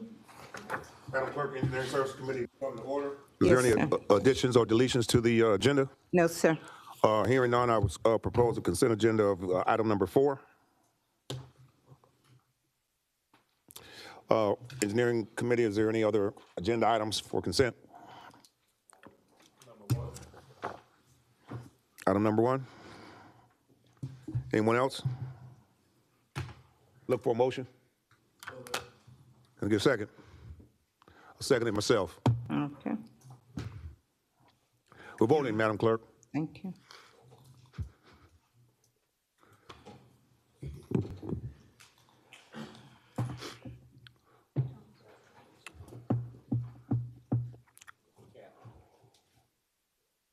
Well, I mean, we've gotten, that's all. Let's keep moving. All right, thank you. That motion carries with Mr. Clark out. Next item, Madam Clerk. Item number 2, approve award RFP Residential Waste and Recyclable Collection Services contract to Coastal Waste Recycling effective August 1st, 2025 at service schedule and rates presented as attached to Exhibit A, with the option of Coastal providing recycling services by contracting directly with residents and others on request. The contract award is contingent upon receipt of signed contracts, insurance, and other relevant required documents for a year with an option to renew for additional 5-year term. Thank you, Madam Clerk. Director Malik?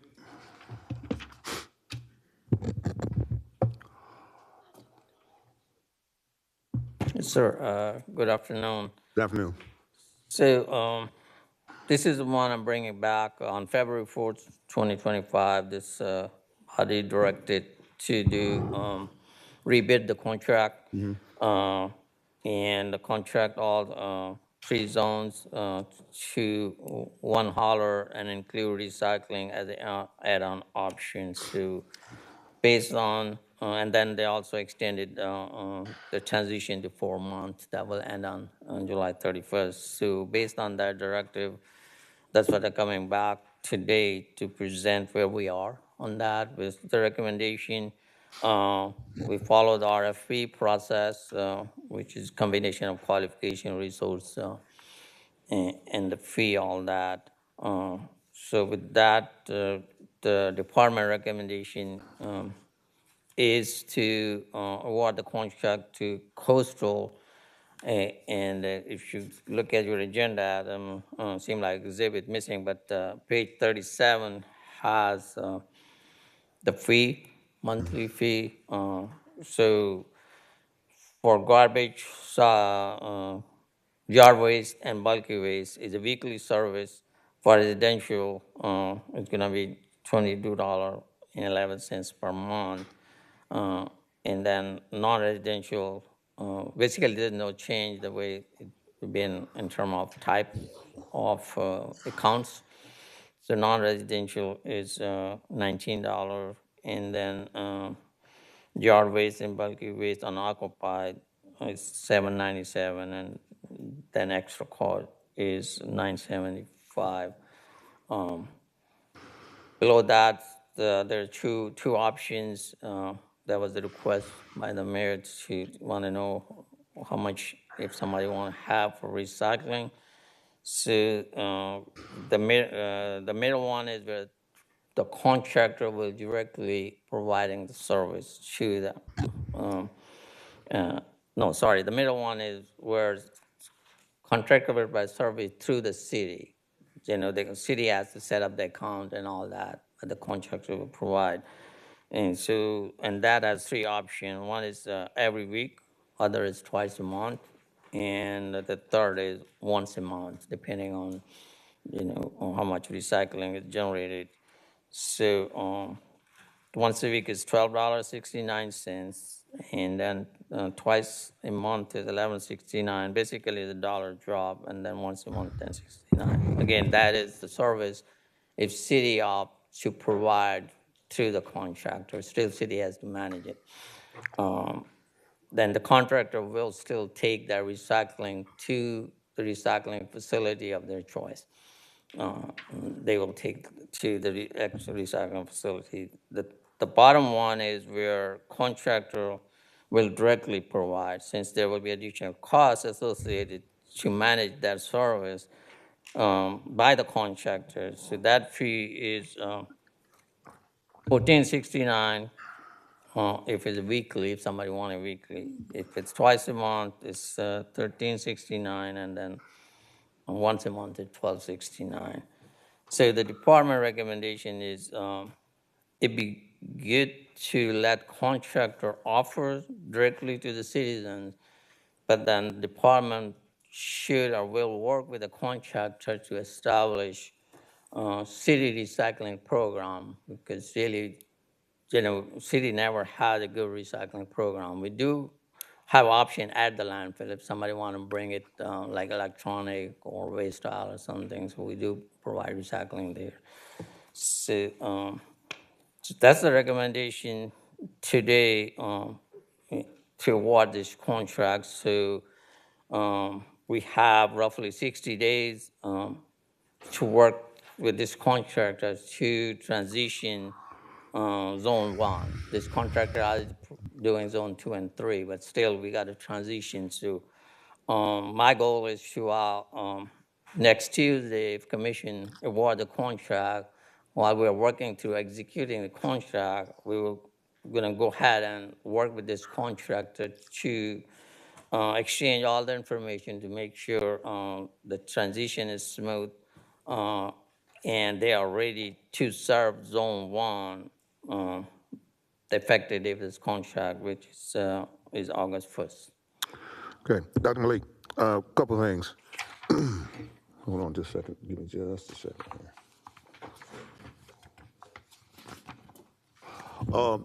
Minority and small business participation. Yes, sir. So that is the requirement, yes, sir. It's the same requirement which we have, 25%.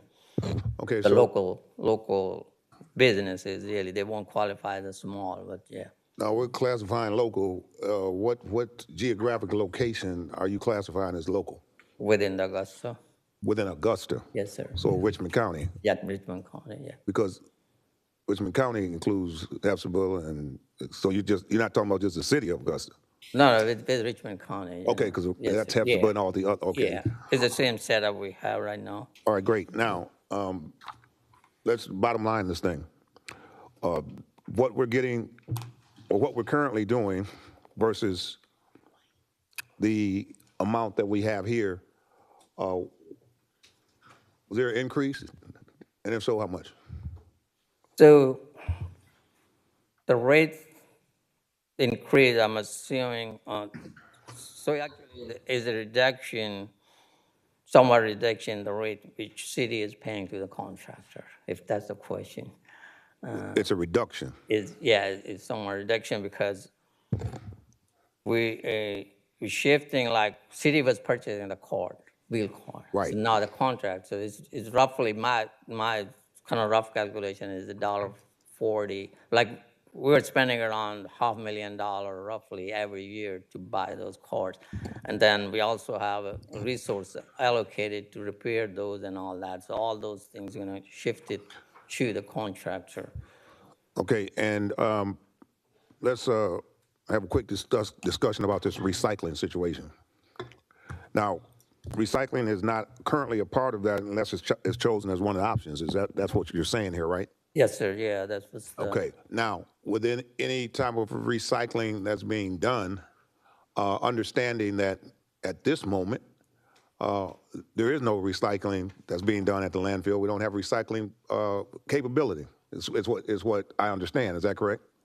Yes, sir. Yeah, they were At this point. recycling before COVID, but then it got contaminated. So there was recycling. But at this point, there Yes, is no recycling going on. COVID was what, 2, 3, 4 years ago? Yes, sir. Right. Okay. So with that being said, any approval, whether it's today or not, it would seem to me that we should have some sort of understanding as who's picking up, who's transporting, where is it going, what's the return on investment, and even if it's the contractor that's doing it, is the city getting anything from the contractor using our people to do recycling?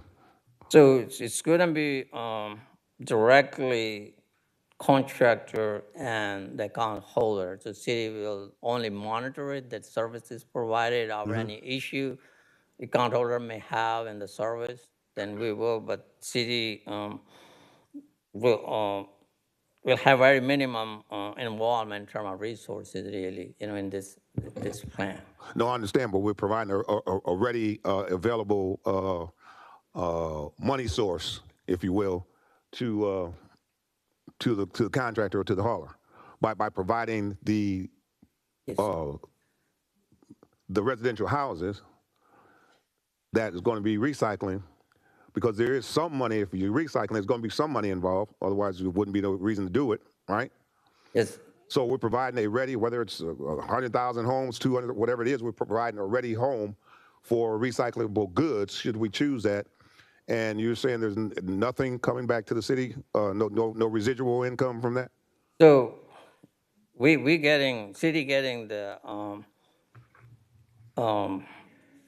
the rates, the regular, like 22, 11, 19, I'm sure that's, that ain't got nothing to do with recycling, built in all the how contractor look at, when they develop their rates, they look at all the revenue and costs associated with that. Okay, so we you're do saying getting that's the reason why there something, could be a reduction. Yeah.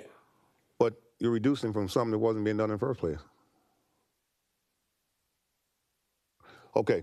Mr. Guilfoyle, Mayor Pro Tem.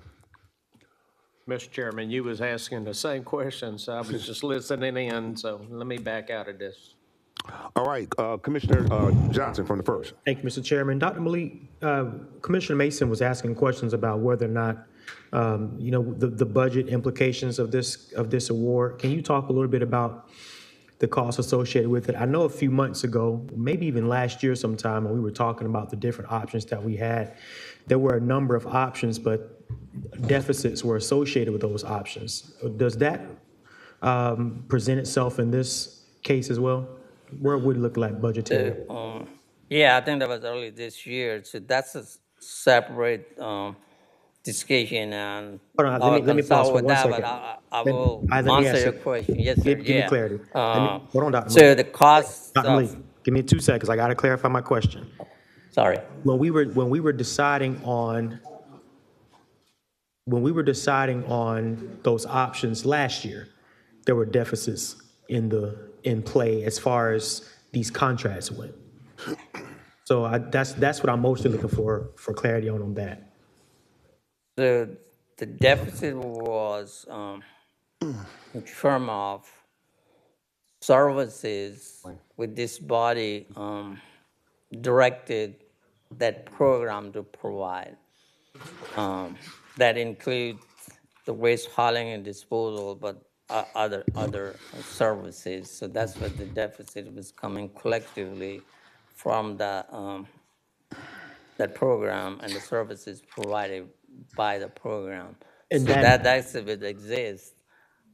That does exist here? It will exist if this body wanted to or directed to continue those services like vacant lot, for example, demolition, illegal dump pickup, and all that. Then that's the conversation we need to have before the budget. But as this item reads, though, that does not exist in this current item, or does it exist in this current item? So this is just to award the contract, because awarding the contract is not directly related to that discussion. That was separate. That was two parts to the previous agenda. So that's what did, because cost of the services, disposal and hauling is around 19 million. So roughly, department bill around, I'm just reading my notes, so 24 points. Well, that's what I'm looking down. 1.4 million is 97% collection. That's what on average we get. So we're getting around 20.7 million as the actual. So taking 19 million out, it leaves only 1.7 million to cover the rest of the costs, like staff, salary around 2 million, to indirect cost allocation, to franchise fee, to depreciations, all that, and then all others. So that's what the deficit is coming, but the actual, but we had to pay to the hauler still fits in what's being collected. That's concerning, but I'll move on. Secondly, I know we mentioned sometime last year that having one awardee could mean, I don't want to say interruptions in services, but that Augusta was too large for just one. Are there any protections built in this contract to where if trash isn't picked up, the awardee will be responsible for paying those penalties like we did a few years ago? Because we just somewhat got our collection back on track. And I remember when I was up here, maybe 22, maybe 21, 22, where we were, really tagging those fees on trash haulers because they were missing collection in the neighborhood, specifically in the urban areas. So is there anything built into this contract to protect us from going back in that direction? Yes, sir. So service delivery has, or missing delivery has fine in that. This body cannot wait for transition, but once this contract, that's the other reason we need to award the contract. We will go back to the same, what you call assessment and service expectation. and we will find, every month we're gonna get into those Okay. fines. Yes, sir. I have two additional questions, and now I yield the floor. My next question is, let me make sure I phrase it properly. In the package, it said that cost negotiations were unsuccessful with the original awardee of the contract, and that it was recommended by the department to cease negotiations. What led to those negotiations falling through? What led to failing? Because according to the paperwork, they scored pretty well. But what led to the price negotiations falling through? So, And to also add, what was being requested price-wise? yes, sir. Yeah. So the way RFP or procurement process work, we have to follow that process. So we started the negotiation with the type rated or ranked firm, and then based on the market analysis and based on the department assessment what the rate should be, and based on actually, this is the third time I'm coming to the floor, so we have that information. So we have 2 or 3 rounds of that negotiation, but we were not close to where we need to be. I really can't disclose what the unit rates are. We're like $1 million apart, something like that. And Okay. that's really, it's led to move on to this one, so I can bring back this recommendation to this body today, since, really 60 days still is a very tight transition, and we don't want the services level be impacted, really. So that's what really, so it is a standard process wherever it landed itself. That's what, it landed the way it is, so. Okay, and final question. We had concerns about the cost to the taxpayer. Does this contract land the taxpayer in a good position where additional cost is concerned? How much of an increase is this going to be to the taxpayer? So at present, department is not asking any change to the rate, which is $320.50. So that's a conversation we will have. I will have with the administrator, and we'll come back probably during budget or before the budget to, have that conversation, like, street lights and everything else. So as of now, there's no cost increase to the taxpayer? That's not, that's not part of this ask, this request. Yes, sir. Okay. Well, I guess, thank you for answering the questions. I just want to, I don't see how that the cost to the taxpayer is not included in how much this is going to cost us. But nonetheless, thank you for answering my questions. Thank you, Mr. Chairman. Madam Administrator and Mayor Pro Tem. Yes, sir, Mr. Chairman. I think what Commissioner Johnson's concern are the ancillary costs, and those are the respective costs that are included. Some of those costs have been previously included in our prior amounts that we actually charge the taxpayer. So what we'll be looking at, Dr. Malik and myself and our team, looking at which ancillary costs need to be included because it makes sense to be included, and then looking at the other ancillary costs that may need to be borne by the general fund because they should not have been included. So we'll be bringing that recommendation, and that's how we'll end up calculating the overall respective cost. So this approval, it does not include a price tag. It's just saying this is who we're going with.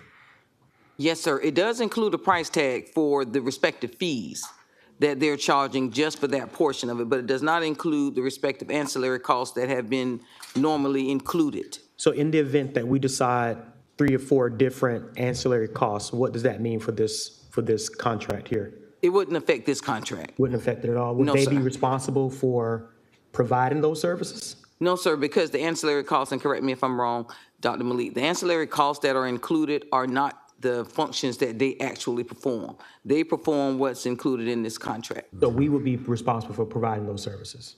Yes, sir. We've been responsible doing those services anyway. It's just that the funding source has been streamed to be this. utilized from this. Yes, sir. So the key would be how we fund it going forward. Yes, sir. That's it.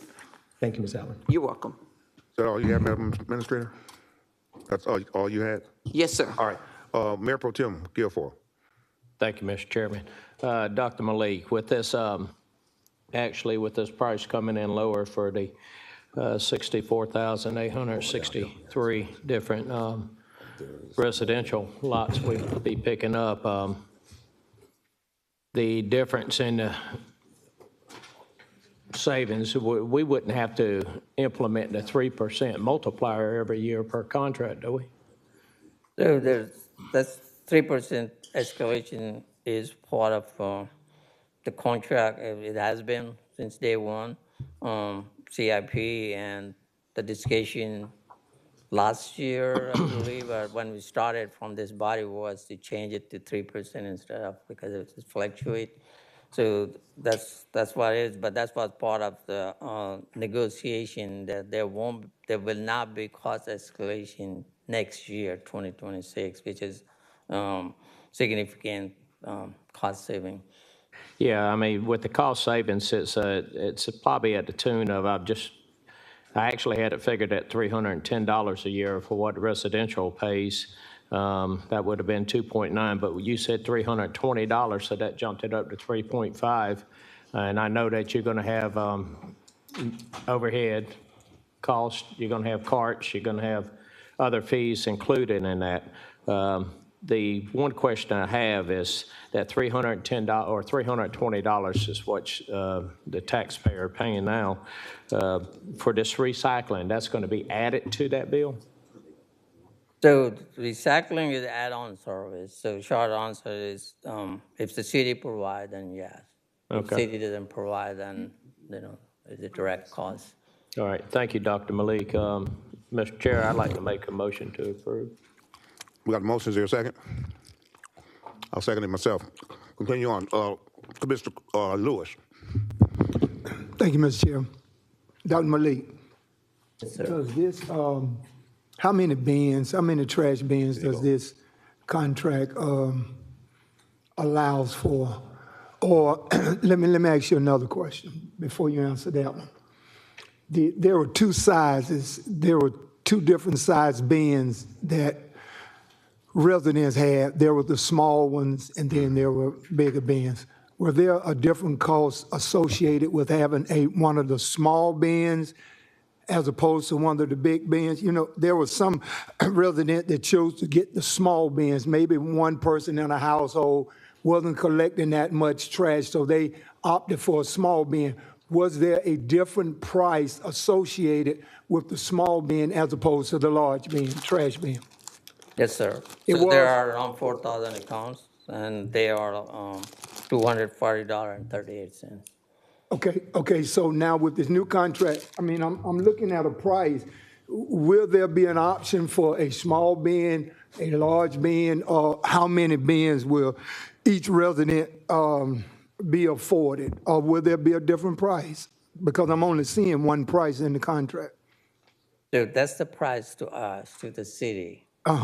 Yeah, so there won't be any change to the resident right now. Won't be any change to that sir. rate. If they have that, we're not making, other than recycling, we're not changing any, making any change to that. You won't so make whatever any they're rate. paying, they're gonna pay like $2.40, 38 or $3.20, yes, sir. They're gonna, extra card has its own price. If they want more than one quart for the waste, then there is a price of right now, I believe $9.75 per month, which we have to pay, there's a $129.20, which we're gonna add to $320.50. Okay, so that's Second card. a second card. Yes, sir. A second card. Yeah. And then the price, the nominal price that is going to be worked out, or how will they be billed for that smaller card? Because I know you're saying this is what we'll be paying, $22.11. Say if I'm just residential and I'm doing weekly, the monthly fee is $22.11, right? Yes, sir. $22.11, right? So if I have a small bin, then you don't have the price of what that resident will be paying, or they're going to be paying the $22.11 They're gonna pay what they're paying presently or were paying last year. That was $240.38. per year. So you're giving it to me annual as opposed to monthly. Yes, sir. Okay. Thank you, Mr. Chairman. Commissioner Clark. Hey, thanks, Mr. Chair. Hey, I know we have a recommendation for a vote that came up, but I want to get a point of clarity. So we have two different fee proposals for recycling. So what are we voting on? Are we voting on accepting both proposals? Are we voting on accepting the trash only with the understanding that we still need to make determination about recycling? If I can get some clarity on that. And then I have one more question after that. So the caption, the motion is on the recommended caption, which is recycling provided by the contractor. That's what the motion. Yeah, I got it. But when I'm looking at the agreement of what we have in the book, it says option 1, and then it says option 2 for recycling. So if we make a motion to vote on something, are we making a motion on one of these options for recycling, or are we saying? He made a recommendation. Yes. What was the recommendation? I'm sorry. Yeah, so we making, the motion include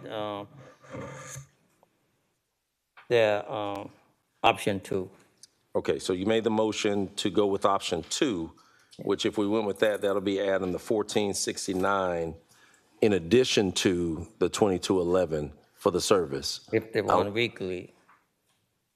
If they want monthly, then it's gonna be, if the account holder has a monthly recycling, which really, I don't see how weekly service is gonna be. It's $12.69, really, that's more. Yeah, so that's why I'm saying, again, and I apologize because I had to take a call, but that's where I'm really kind of confused with how we do this. It would have helped if we would have had everything compiled at once so that we know what the cost to the constituents is going to be, and number one, thank you, Coastal, as well, on making sure that we got to this point of it. Now I just want to see us get to the holistic standpoint of what our constituents are going to be paying for. Because I think that's where everyone's kind of huddling and waiting for, what am I going to pay? Is it going to be more or what? And I think that's where we owe some clarity. But I know there is some policy changes that we're going to have to look at in addition to this, that we need to go ahead and get clarified. Because right now, if we go with this, we're voting solely on Coastal being our sole carrier of what we requested for you to get us, but then there's other follow-ons, right? Yeah, those are more really related to the services provided by the program. Okay. And the fee, this All right. body charge to the citizen, not to the. I got it. Yeah, so because this contract only provide picking up the waste and disposing it. This contractor. Right. It used to be street sweeping. They used to do it originally, but they're not. So doing it. we're not talking about the ancillary. We're just talking about what the hauler is going to do for us. Correct. With follow-on understanding that we'll have to converse about the other services that make up the total price. Yes, okay. So, and that includes right now, because right now, everybody has 2 trash bins. So just make sure I'm just clear on this. 2 trash bins. If I put out 2 trash bins for Coastal with this agreement, because we haven't really solidified the recycling component of it, Coastal is going to pick up 2 trash bins. So starting August 1st, they will only pick, if the counter or citizen did not sign up for the recycling, that can will be removed. Okay. All right. All right. So again, because this is what we're getting calls about. Everybody's confused with what the heck I have. I got 2 cans right now, but I was told in January we only have just bulk trash pickup or regular trash pickup, no recycling. So unless I specifically sign up for recycling, I'll give that other can up. Yes, sir. So with that being said, because we've all been charged for 2 cans for the longest, right? Well, that's the rate structure, the way it's set it up, you know, so I had to look at that, whether, you know, how that would set it up. But Yeah. on that, but that's yes. I mean, the short answer is yes. Okay, so right now we're being charged for 2 cans. Unless we're signing up specifically for recycling, 1 can will be coming off, so that should be a minus from the service that's being paid for, unless we elect to sign up for recycling, right? Yes, sir. Yeah. Oh, is that something that, and I got it, again, Coastal doesn't have anything to do with you all, but that means you all will have to go out and pick up cans from everybody that doesn't sign up specifically for recycling. Yeah, so we will work with the awarded contractor, and the contractor will, because contractor has to buy back some of these usable cans. Yeah, they have to buy back, and that's the discussion.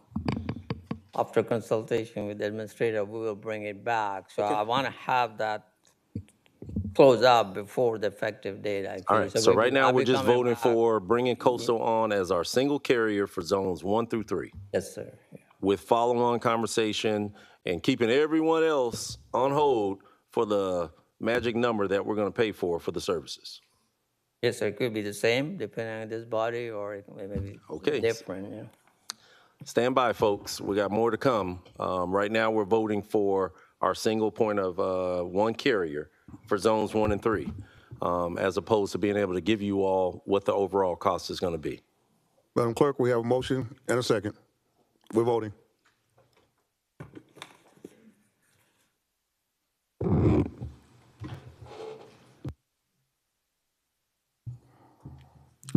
It's unanimous. Next item, Madam Clerk.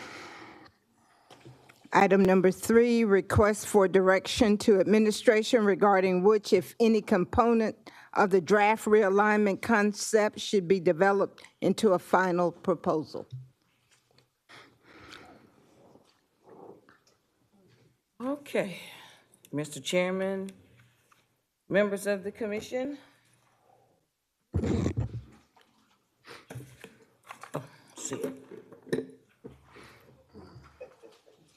So currently, responsibility for grounds maintenance include vegetation management, mowing, landscaping, tree management, et cetera, and is shared among multiple departments. One of the first things that we talked about when I came on board was, how's the grass getting cut? Let's just be honest.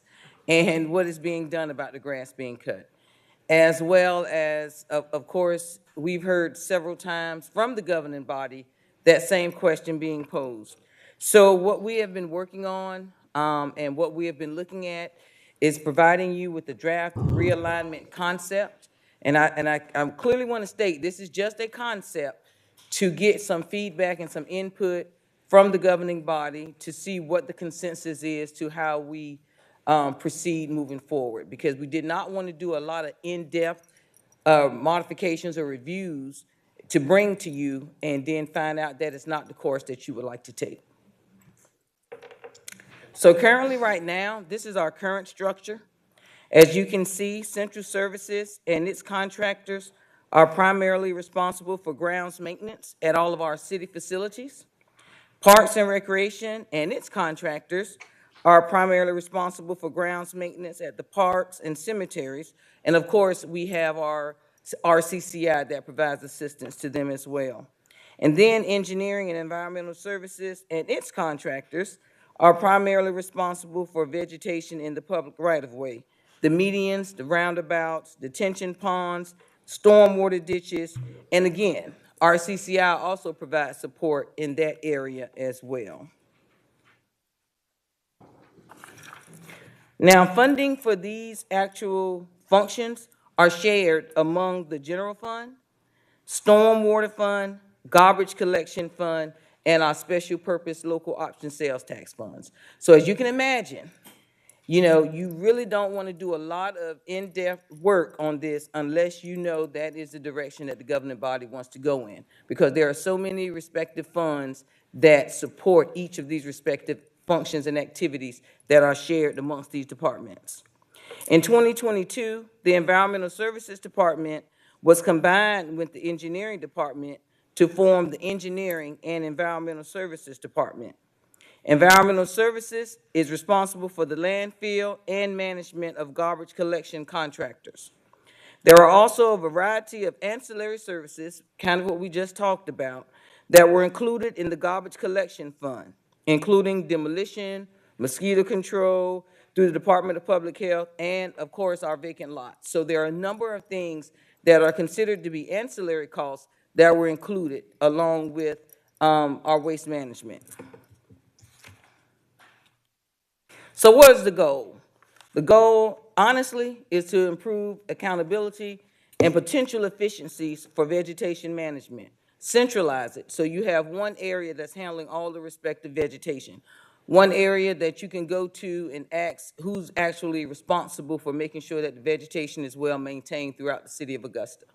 Right now, and in the past, we have seen finger pointing, who's responsible for this, who's responsible for that.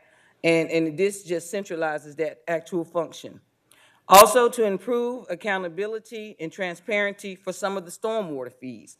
A number of times we hear from our constituents, where's my stormwater money going? Rightfully so, they should ask that question. So as we streamline some of the functions and as we centralize some of the function, hopefully that we can be better stewards of providing that transparency level to our constituents. And thirdly, more manageable span of control for the departments so that we can have better control of what's going on in the respective departments. During budget time and throughout the year, again, we have heard a lot of discussion from the governing body about these functions. Our goal today is to start making those conversations more concrete so we can determine how the governing body wants to proceed. So here is the realignment concept. Again, concept, not in stone, not saying this is what we're doing. This is just to provide to you a concept. It is a draft concept. So we're looking at returning environmental services to a standalone department. A new department focused on vegetation and ground maintenance. It could be combining the functions from central services, parks and rec, and engineering under one operating unit. We can call it grounds maintenance for clarity, but it can also be called vegetation management, landscaping, or a variety of other names. I know one of the things we talked about in the past was public works. Most of the public works we have looked at, we've looked at other agencies and other organizations to see what they've done. I'll be honest, there's no one fit for all. It depends on the agency and the organization and how you feel that you can streamline and get more efficiencies for your organization. Public works, in most areas that we've looked at, does include engineering. Previously, when the city of Augusta had a public works department, engineering was under that respective umbrella. So that's why we've looked at not necessarily calling it public works, because we're leaving the engineering component out of it. We're just doing the grounds maintenance. Therein lies why we looked at the ground maintenance name. Our office also has met with our Finance and Human Resources Department just to do a significant review of the functions and funding streams that will be involved in these changes. For the environmental services component, the change will be relatively straightforward on paper. Most of the positions in this area are still segregated under their own funding source. You still would have to have a department director, of course, but what you do would, we would have to create or classify one of the deputy director positions or look at some various options in order to do that. For the ground maintenance component, we will be consolidating management of many contracts. A number of our functions are performed by outside contractors. So as well as small work crews from the 3 departments will have to be included. So we would need a director position, and likely the cost range of about $140,000 or so. We don't know. That is something that Human Resources would have to be working with us on, and that includes the respective benefits that we always add to those costs. This new department would also need a deputy director, probably an administrative person, and one or more contract management positions. Because the problem that we have, unfortunately, is the management of our contracts. Who is making someone accountable? Who is watching these contracts to make sure that somebody's actually performing as they should? We have a number of contracts, again, and this is not to slight anybody, because a lot of us have a lot of things on our plate.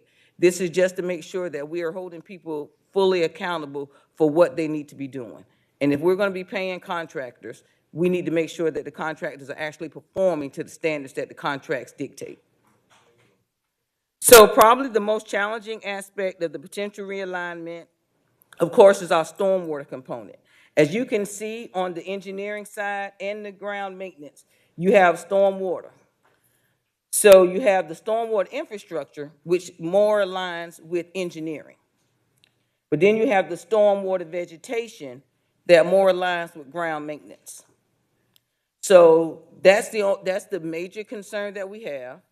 I'll be honest with you. Some of the stormwater right now, when we look at, and this is from the very inception of the stormwater project. So there's nothing that Dr. Malik or anybody else created, but some of the positions that were included in that proposal that was provided to the governing body included that certain personnel costs and things of that nature were offset by the stormwater fees. So all of those things need to be reviewed, realigned, but keeping in mind, if you take those salaries and structures and make those changes, in some cases, the general fund is gonna have to pick it up, has to pick that cost up. So I just want to be very transparent in telling you the in-depth review that we'll have to perform.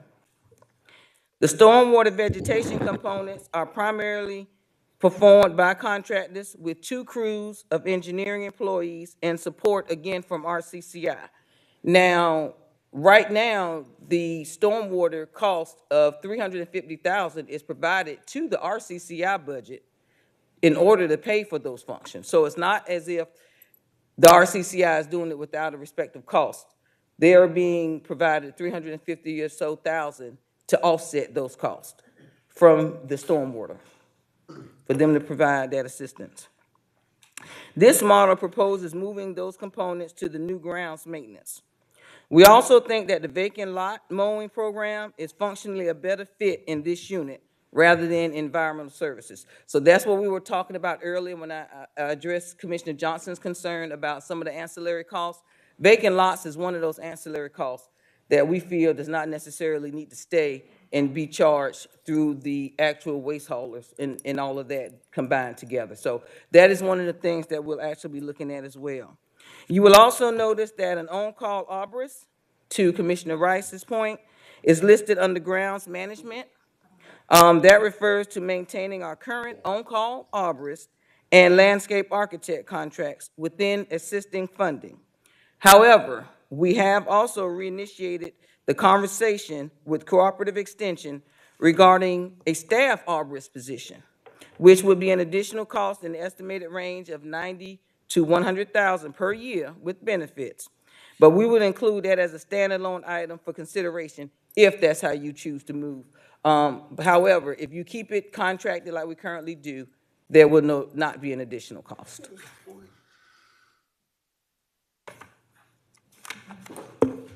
So the next steps, and as you can see in red, those are the environmental services add-on to demolition and mosquito control.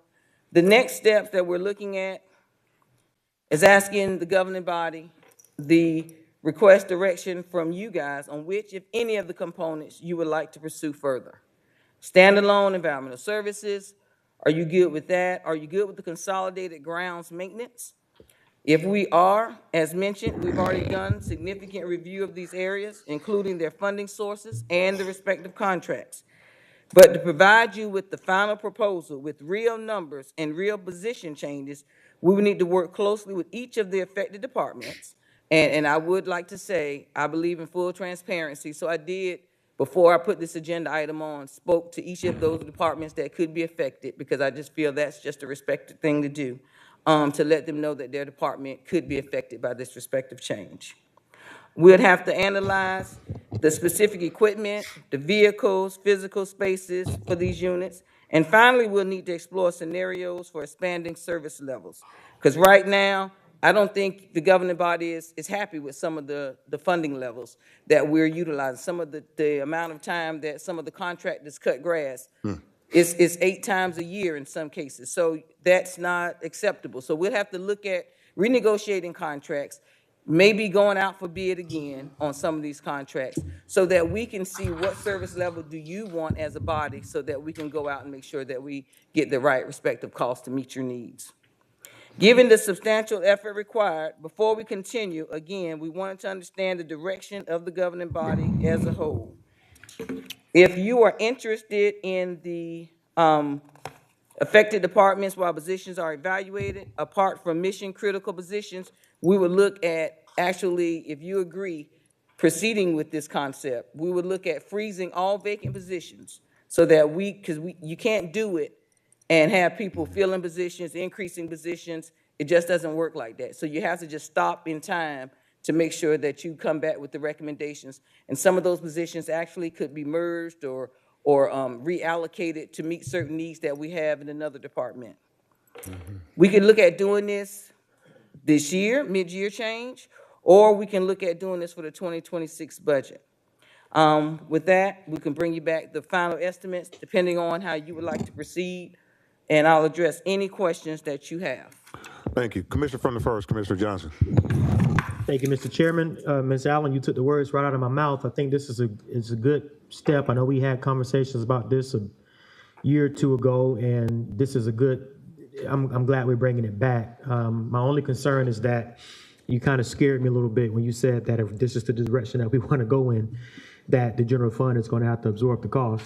And I know how tight we're operating right now. So not the recommendation, but just the statement that this could be a 2026 budget item, I think is a very, very wise thing to suggest. Simply because I don't know if we're able to afford this year midstream, but certainly I think that it is past time to centralize these services under its own division. We talked earlier, and I asked you this question. I want you to answer it just for the sake of my colleagues, because this is the way you answered was great, actually. Why do you think it is more viable to have this as a department versus a division of a department? I would say this, right now it's spread through, so it's not centralized.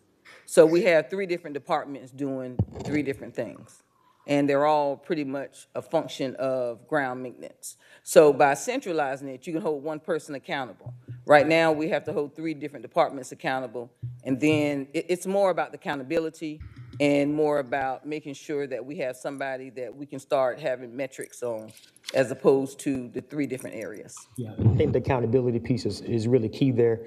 And I heard you mention like the frequency of cuts and like reviewing the mowing schedules, getting neighborhoods on a proactive schedule versus a call-by-call basis. I think all of that needs to be fleshed through. So I think it's a good concept. Interested in seeing how my colleagues feel, but I think this is a good starting point for a workshop to really decide how we want to move forward with this. I just heard somebody say, we don't want a workshop, but we don't have a... Ain't nobody say that? Oh, well, I guess my ears are not ringing correctly. But what I'm saying is that this is a good concept, but it's a lot of unanswered questions. But That was another workshop was spoken. Let's through the chair. Commissioner Johnson, continue on. You don't want me to. No, my comments are stand, completed. I just want to make sure that we have an ample opportunity to flesh this out and go from there. Thank you, Commissioner. Thank you, sir. Superintendent Commissioner from the 9th. Mr. Chairman, may I ask the administrator a couple of questions, please? Yes, ma'am. Well, you answered one. You said you already been to each director to talk to them about this plan. So what we are doing is we're going to take, if we say, yeah, go forward, you're going to take positions from each of the impacted departments, and put them over into perhaps a new ground maintenance department. Yes, sir. Yes, ma'am. So we won't be hiring anyone except for a full-time arborist or whatever, because we already have an on-call arborist, right? Yes, ma'am. Okay. So you're not looking at any more additional money? It depends on what we find, and again, because we've recognized that some of the positions that we currently have are, you may have one employee that's being paid by 3 different funds. They're being paid by SPOS, they're being paid by stormwater, and they're being paid by general fund. So if you move that person into stormwater solely, their salary would change, which would offset the salary for the general fund and SPOS, but it would be solely borne by stormwater. So it's I know it's very convoluted, but that's kind of how a lot of these positions have been established. And again, it's been established like that from the very inception of the stormwater process, the agreement. So they had the positions, some of the positions were offset by stormwater and other functions that that position would be performing that made it a certain percentage stormwater and a certain percentage general fund. Sure. I have one additional question. Yes, ma'am. How would this impact the compensation study that's ongoing? We do have that coming up. Ms. Rookett is going to be presenting an update on that. Right at this point, we don't see, we have HR at the table with us as well as finance, but we don't see an impact in that because we're not looking at changing anything other than if the person is moved over and or additional positions are necessary. So it won't, and the results of that should not affect this. All right, Mayor Pro Tem Guilfoyle. Thank you, Mr. Chairman.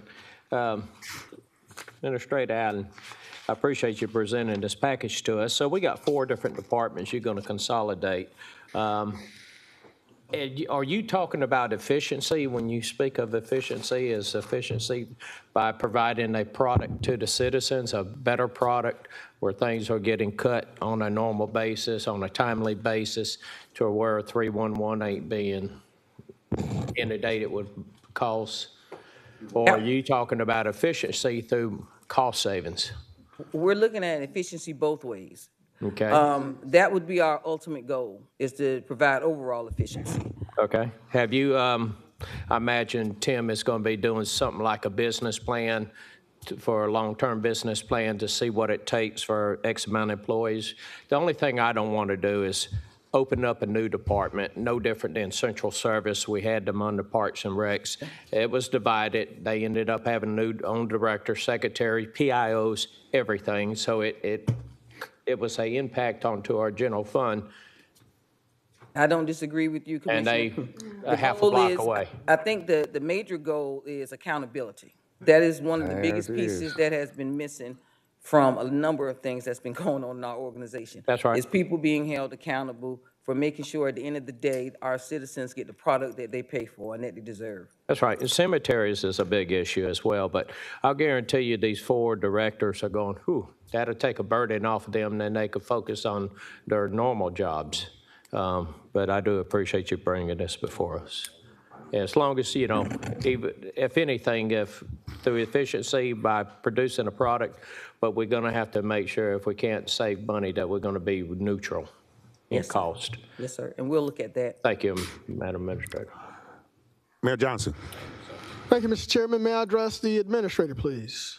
Yes, sir. Madam Administrator, how long do you think it'll take you to do your assessment to determine, I guess, the financial impact of these proposed changes?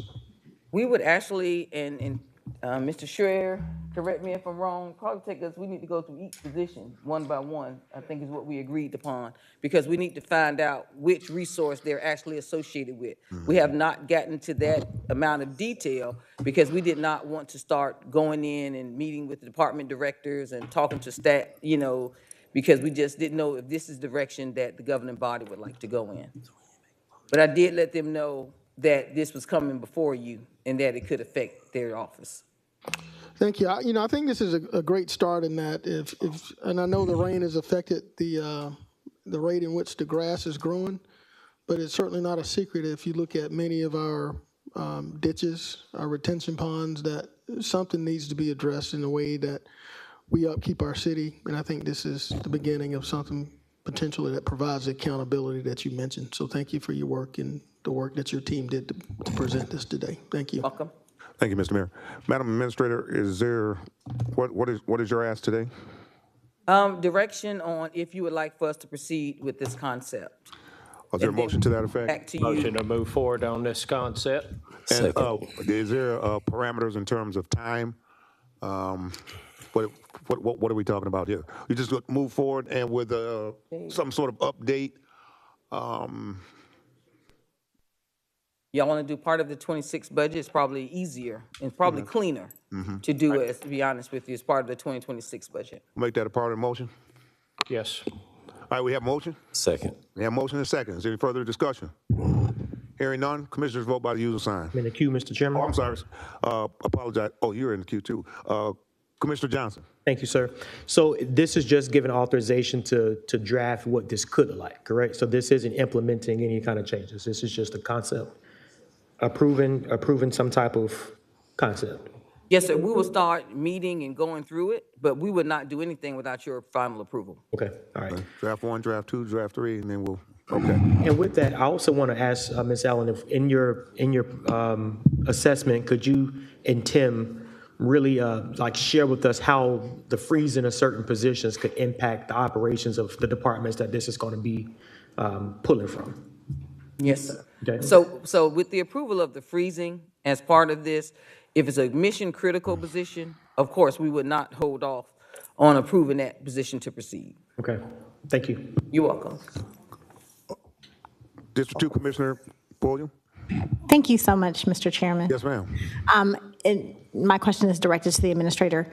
This is great that it looks like we're going to be moving forward on this. As of today, though, the schedule, will you be coming back? I know we had talks about that earlier. So since we don't have that one department right now that may possibly be coming into effect, we're still getting a lot of calls. So scheduling at this point is of the utmost importance.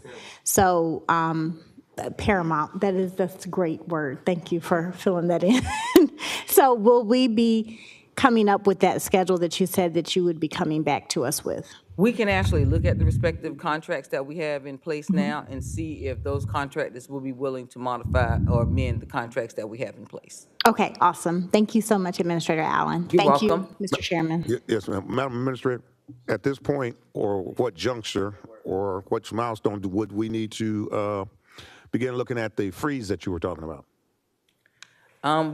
We would like to, as soon as the governing body approves it, we would like that freeze included with it.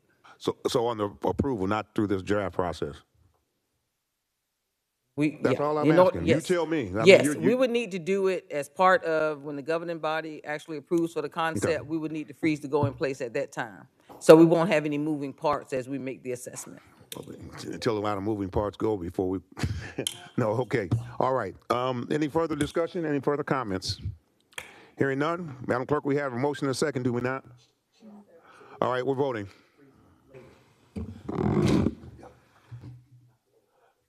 No. Hey, Mr. Chair, point of clarity. Are we voting? Wait, whoa. Has the voting been recorded? Where are we at? We're District 1 and 5 So it hasn't have been not published. voted. No, we have not published. What's the appropriate at this point? Clarity, okay. Okay. So, Madam Administrator, just for clarity for everyone, you're asking for the freeze to happen now along with what we're voting on, correct? When you guys hopefully approve it Tuesday, I would like to start the freeze then. Oh, wait a minute, well, we'll deal with that on Tuesday. Because if you don't, and let me tell you why. If you don't, and no disrespect to my department heads, I'm gonna fill every position I have. I was just going to say that, I mean, I'm just going to be honest. That's the mindset. So you don't have any of those to work with. And I'm not saying that people fill positions just to have a body in it, but we do know sometimes people fill positions just to have a body in it. We need to make sure that if they're mission critical positions that they come before administration and they review it and approve it if it's necessary. Yeah. So, Mr. Chair, can I direct something to the clerk? Yes, but I would caution any director or department head to for making unnecessary moves while this body is trying to determine what is the best way to move forward for the government and the community as a whole, not as individual pieces of the pie. Just cautioning. That's all it is. All right. So, Commissioner Johnson, are you in? Yeah, I just wanted to, and that was why I asked the question about how freezing positions would impact the operations. I know we said mission critical we wouldn't mess with, but we still don't have a real idea of the implications of doing this right now, which is why the concept has to go out. And I get like we don't want to come back and say, oh, that money's gone now. But I just, I don't know if that's premature. So, I mean, I still have to vote, but I don't feel comfortable doing that, not knowing how freezing these positions would impact the operations of these departments that we're trying to make more efficient. It's kind of like we're trying to make them efficient, but freezing them might do the opposite of that. So maybe I don't know how this vote could go, but maybe we can just forward this to the full commission without a recommendation. But I know the machine is already on, so John, can you give us some clarity on how we can do that, Mr. Chairman, if I could? Yes, this vote has already been started, so I think you'd have to complete this vote prior to making a second motion. Okay, it's going to commission regardless. Yeah. Okay. All right, let's complete the vote.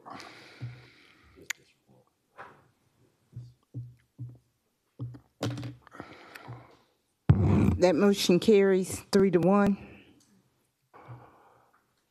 with Mr. Johnson voting no. Next item, Madam Clerk. I believe that's it, sir. All right, with no further business come before the, what committee is this? The Engineering Service Committee? We stand adjourned.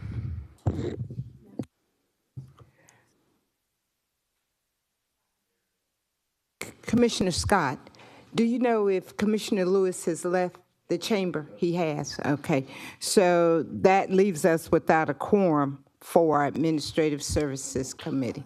Right. And these items would go forward on the regular agenda Full commission. for Tuesday. With apologies to those people who have sat here waiting on their items. Yes, we're going to have to looks like move it it's to full staff. commission. Looks like all of them are probably staying.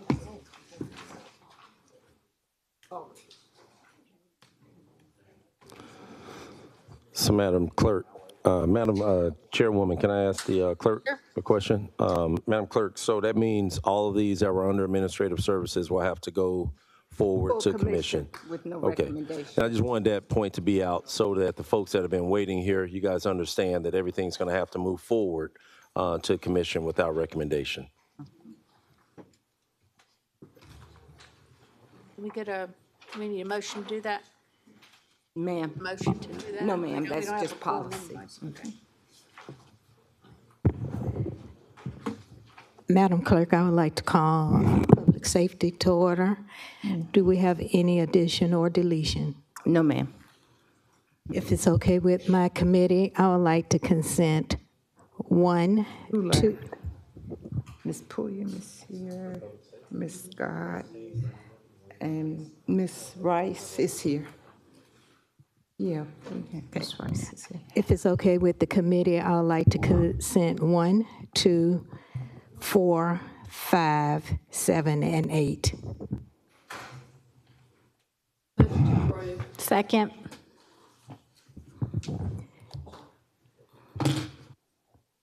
Without objection, or do we need to vote, Ms. Bonner? We need to vote, ma'am. Okay. Voting.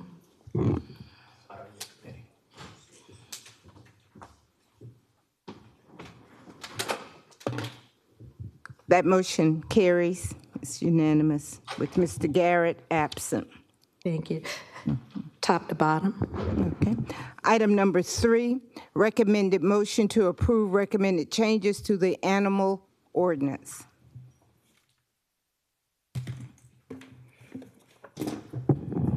Okay, Mr. Hill. Good afternoon. Good afternoon.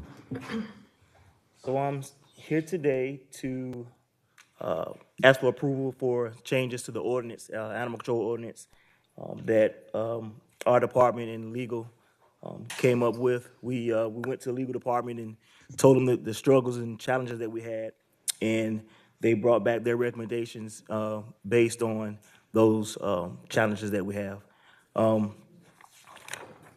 You all should have received the ordinance in the agenda packet. I know 2 weeks ago that wasn't a red line version, but if I'm not mistaken, that was actually emailed out to make it easier to see the actual changes that were made.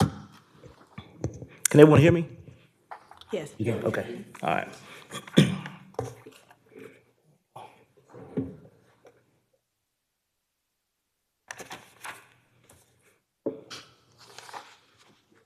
And so first off, the 95% of the changes that were made were just to make the ordinance flow better. No new information, nothing that really is going to affect the enforcement or anything of that nature. So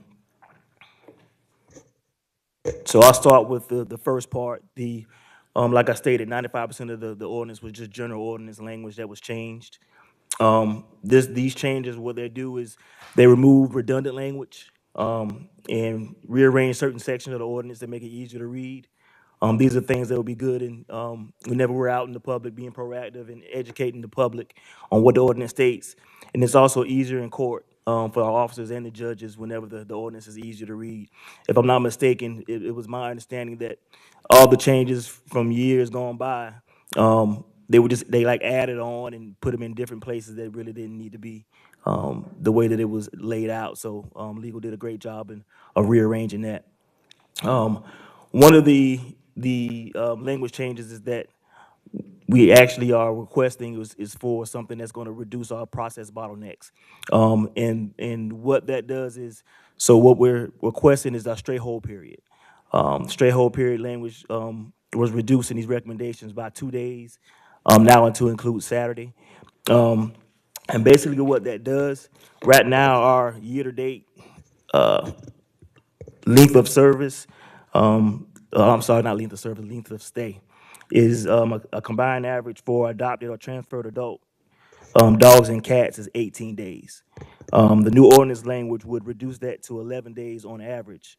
That's a decrease of 7 days. So basically, the way that it's written now, we don't include Saturday. So anything that's in that stray hold period, we can't do anything with it as far as processing it, getting it ready to go to rescues or fosters or anything of that nature, because technically they still don't belong to the city of Augusta at that point in time. And what that does is creates a bottleneck where we have to hold the animals much longer than what we would have to if we were to reduce that stray hold period. And if we looked at ordinance throughout the state, and they range from 3 to 5 days. Some of them are 7. But the amount of animals that we get in on a regular basis, we would definitely need to reduce that number for us.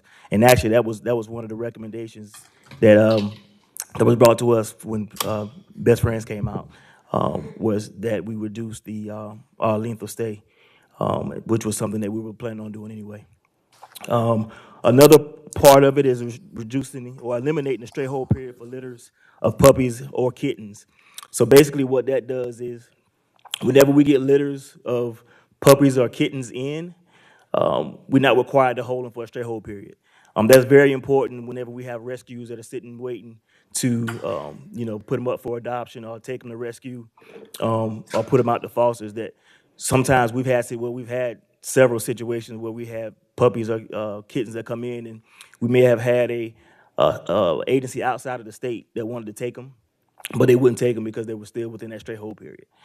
So being able to eliminate that stray hold period for litters of puppies and kittens would be great. And 99% of the time, since I've been there, I've never known us to take in a litter of puppies or kittens and then the owner came looking for them. Because generally speaking, they're probably the ones that dropped them off from in the beginning. But they just put them as say they're strays.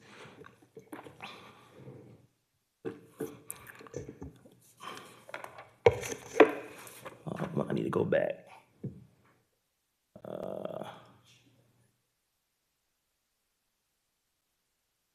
Okay. So the next big portion is the mitigation of the nuisance cat population. I know most of the commissioners can attest to the fact that you get a lot of calls and complaints about cats and not being able to do anything with the cats. And that was pretty much a result of the ordinance change that was proposed by Best Friends when they came and did their presentation. So basically what that did was it kind of put us in a situation where we couldn't remove any cats, whether they had ear tips or anything. We couldn't do anything with the cats unless they were sick or injured.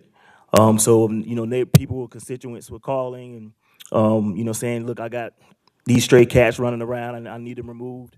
And according to the ordinance, we really couldn't do anything with them unless they were sick or injured.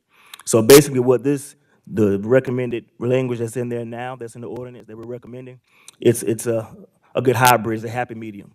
So people that still want to participate in TNR and have the community cast, that's fine. But it also allows those who don't want to deal with stray cats and consider them a nuisance. It gives us an option to go and address that as well.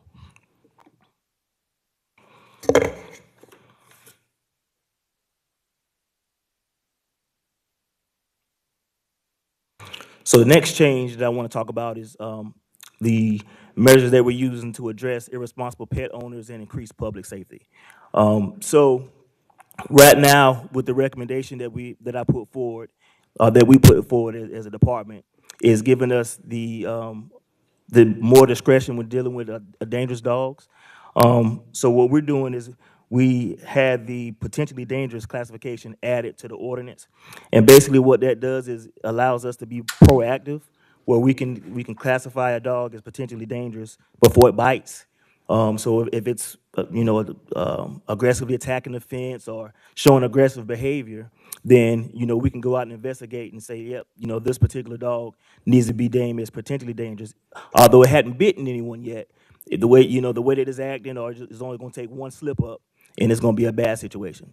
So the ordinance language that's put it in now allows us to do that. Then there's proper classification procedures and whatnot. Protocol that we would have to go through in order to make that happen. The another part that we added in there is that the director has the ability to go to a superior court to prevent a grossly irresponsible dog owner from owning a dog in Richmond County. So there are situations, it doesn't happen a lot, but there are situations where we'll be dealing with the same person over and over and over again. For various violations, and they will go to court. And for whatever reason, the judge allows them to keep that animal, or the judge may order that we take that animal, but it doesn't prevent them from owning another one. So this particular language is put in there to give the director the ability to petition the Superior Court to have ownership rights taken away in situations where it's warranted. Again, it's all due process. It wouldn't be a decision that I could make on my own, and it's fine. I would have to go through the court system. Another change would be that currently now, a dog could be on his own property without being restrained and considered to be legal. What this new ordinance language states is that all dogs have to be restrained some type of way, even if it's on his own property. Because what happens is whenever we allow dogs to roam free even on their own property, if they're not restrained, it's just one accident away from something bad happening. So this is another proactive measure that we can utilize to hopefully prevent some of the things that that could be prevented from happening in the future with dogs just running loose. Mandatory microchipping. I think this is something that's kind of self-explanatory. Anything that we adopt out now currently has to be microchipped anyway. But basically what this is, it adds another layer that if you are going to reclaim your animal from us and I guess choose not to have a microchip on your particular animal, then it's mandatory now. You won't have a choice. So if we pick it up before it goes home with you, you have to get a microchip. It's just better. That's best practices to ensure that particular animal, if it's ever picked up again, then we can, reunite it with its owner much quicker, and also get in touch with the owner for any type of, violations or enforcement reasons as well. Now, this last one on this particular slide is mandatory spay neuter for second impound. This is probably the most controversial one that you're probably going to hear me speak about, but I think it's very necessary to have put some type of teeth in the ordinance that puts some of the responsibility back on pet owners. We all know that unneutered, unspayed dogs and cats are one of the biggest problems that we're dealing with now, and I felt like if a dog or cat comes in that's impounded one time, you give them a pass, make them pay the fee, the fine. But if it comes into the shelter again, then it has to be stricter requirements for that particular animal, because for one, the owner of that particular animal is not being shown responsible pet ownership, for one, and for two, each time that particular dog or cat is roaming free unneutered, it can help contribute to pet overpopulation. And just to kind of give you a little bit of facts about that, so just a female cat or dog can begin breeding as early as 4 months, and can become pregnant while still nursing, and can produce over 60,000 kittens and puppies in 6 years through her offspring. So every time we impound an unaltered cat or dog, there's a possibility that it has been impregnated or impregnated another cat or dog while it was roaming at large. And we have had situations where we picked up, a lot of times we pick up dogs or cats that are already pregnant. So.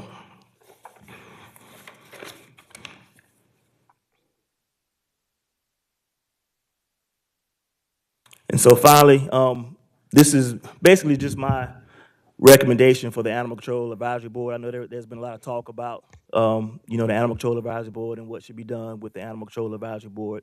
So with the ordinance itself, the new language that's in the ordinance, it clearly outlines the duties and responsibilities of the board. That does not include individual roles and bylaws. So nothing has changed in the ordinance as relates to that. The only thing that was taken out was just the bylaws, because those are things that shouldn't be in the ordinance anyway, according to the legal department. And so those are things that are determined by the board itself, and should not be in the ordinance. So my recommendation would be to, going forward, is to ensure that all commissioners have a current appointee. I think right now there's probably only about 2 or 3 that have current appointees that, the term hadn't expired. And then my recommendation would be that the board should then meet to discuss the bylaws that they wish to implement going forward. And of course, I will be at those meetings as well, so we can discuss that, what the bylaws should be and what I feel the board could, do to bring forward for the Animal Services Department. And my strong recommendation would be to require that all members to participate in a certain number of annual volunteer hours at the shelter. It seems like a no-brainer, but we've had members of the on the Animal Control Advisory Board that never stepped foot into the animal shelter unless it was an advisory board meeting. So I think in order to be productive and be able to be a positive influence on the Animal Services Department, you have to actually volunteer to can see what the department does and be a part of the operations. So with that being said, I will conclude and answer any questions that you all may have.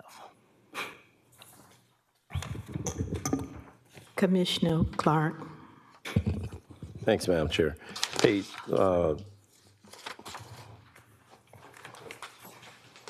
Director, I appreciate the update and the effort in doing this. Got a couple questions. Yes, sir. With some of the classifications that you have listed in here, looking for some specifics in understanding. You have a classification, 3 classifications for the dogs specifically. You got dangerous dog, potentially dangerous dog, and vicious dog. Yes. But and maybe I missed it myself, but I don't see anywhere, because you have a portion in here where it says that you have to obtain some type of license to own a dangerous or vicious dog. Yes, if you look in the definitions, under the Exhibit 2, each one of those classifications should be defined. Yeah, I got that piece, Okay. but it doesn't say a particular breed, right? So are we not adding specific clarity on breed as what is, or we're just saying characteristics of the dog that fall into vicious, potentially vicious, or dangerous? That's exactly right. We did not want to be breed specific. That's a very controversial move to be breed specific, because we all know if we did breed specific legislation, it would mostly be for pit bulls. And if we target pit bulls, that's going to have a negative impact on actually our population that we have for adoption. Because if we were to classify, pit bulls as dangerous, then, we couldn't adopt them out. And that's 95% of what we get. And all pit bulls are not dangerous, just like, all Labradors are not friendly.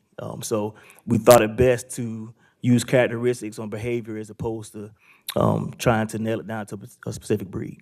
Yeah, I just think it leaves it really subjective, because if we say that this dog is a dangerous dog, a vicious dog, or potentially dangerous, we're basically waiting for them to exhibit that behavior before we classify them one way or the other. And then in some cases, if we wait for that, then we kind of run up against potential situations where we've seen before. So basically we're saying right now with the classification, I have to wait for a dog to exhibit vicious behavior towards me or someone else through a bite or through some type of activity before I can say, hey, owner, you have to register this dog appropriately and so on. Yes, and I think that's the fair way to do it.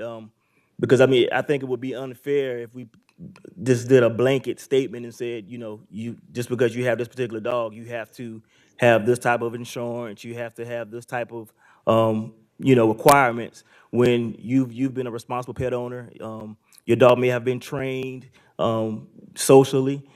So it wouldn't be fair to put a blanket statement over, every dog. Yeah, I get that piece, but I think it's really kind of on the constituents to report bites or report dangerous behavior, as opposed to us really kind of having a protective measure that shows that, hey, we're trying to make sure that folks are kind of protected against.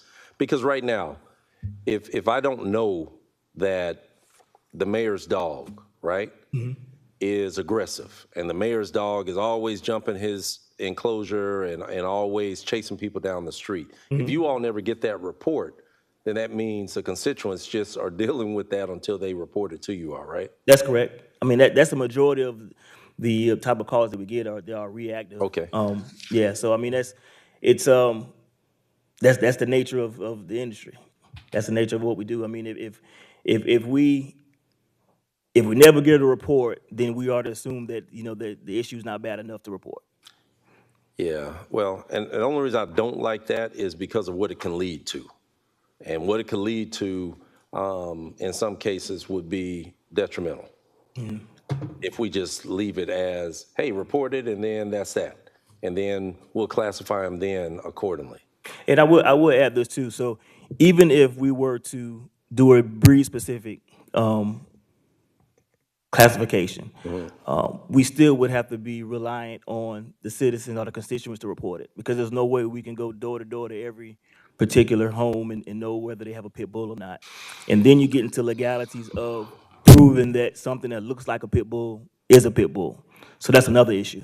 Yeah, because I see it's a part on here also that says that owners could only own a certain type of classification of dog. So you can only own 4 dangerous dogs. You can Yes. only own 1 vicious dog. Yes. And I guess I'm just trying to get to an understanding of how we would even enforce that.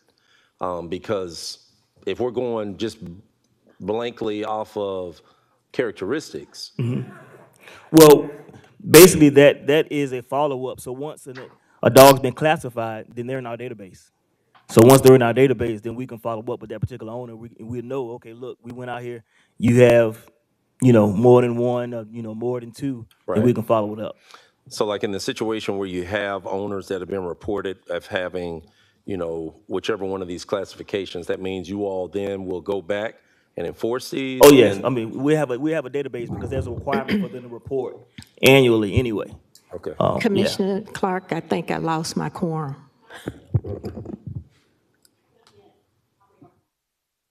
But you can leave and go back and, All right. We lost quorum. I apologize. Yeah, I'll wait for the commission then for any other follow-on questions.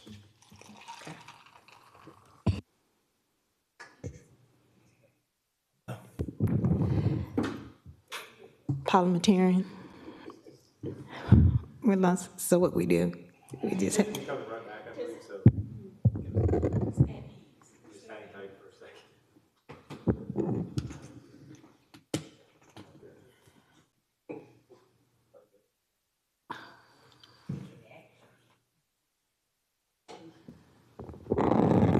You can continue just listening, but there can be no action taken at this time.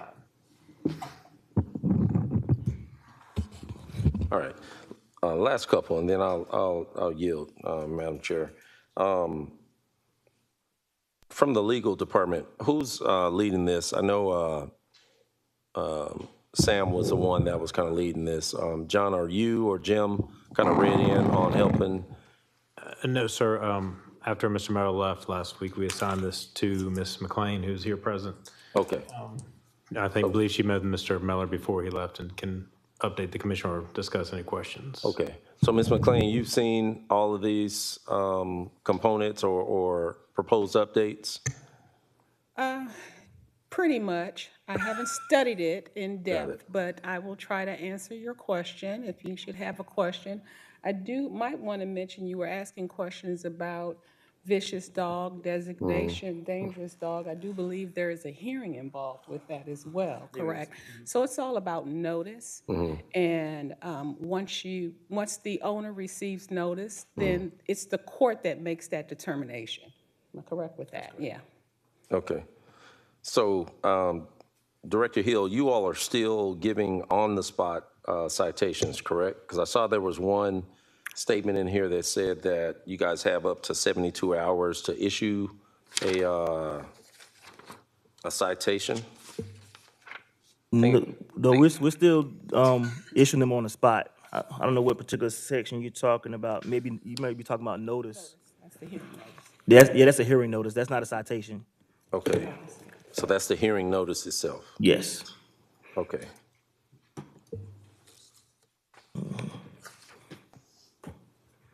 Commissioner Clark, I have Commissioner Pulliam in the queue, so Last one, and then I'm done, I promise.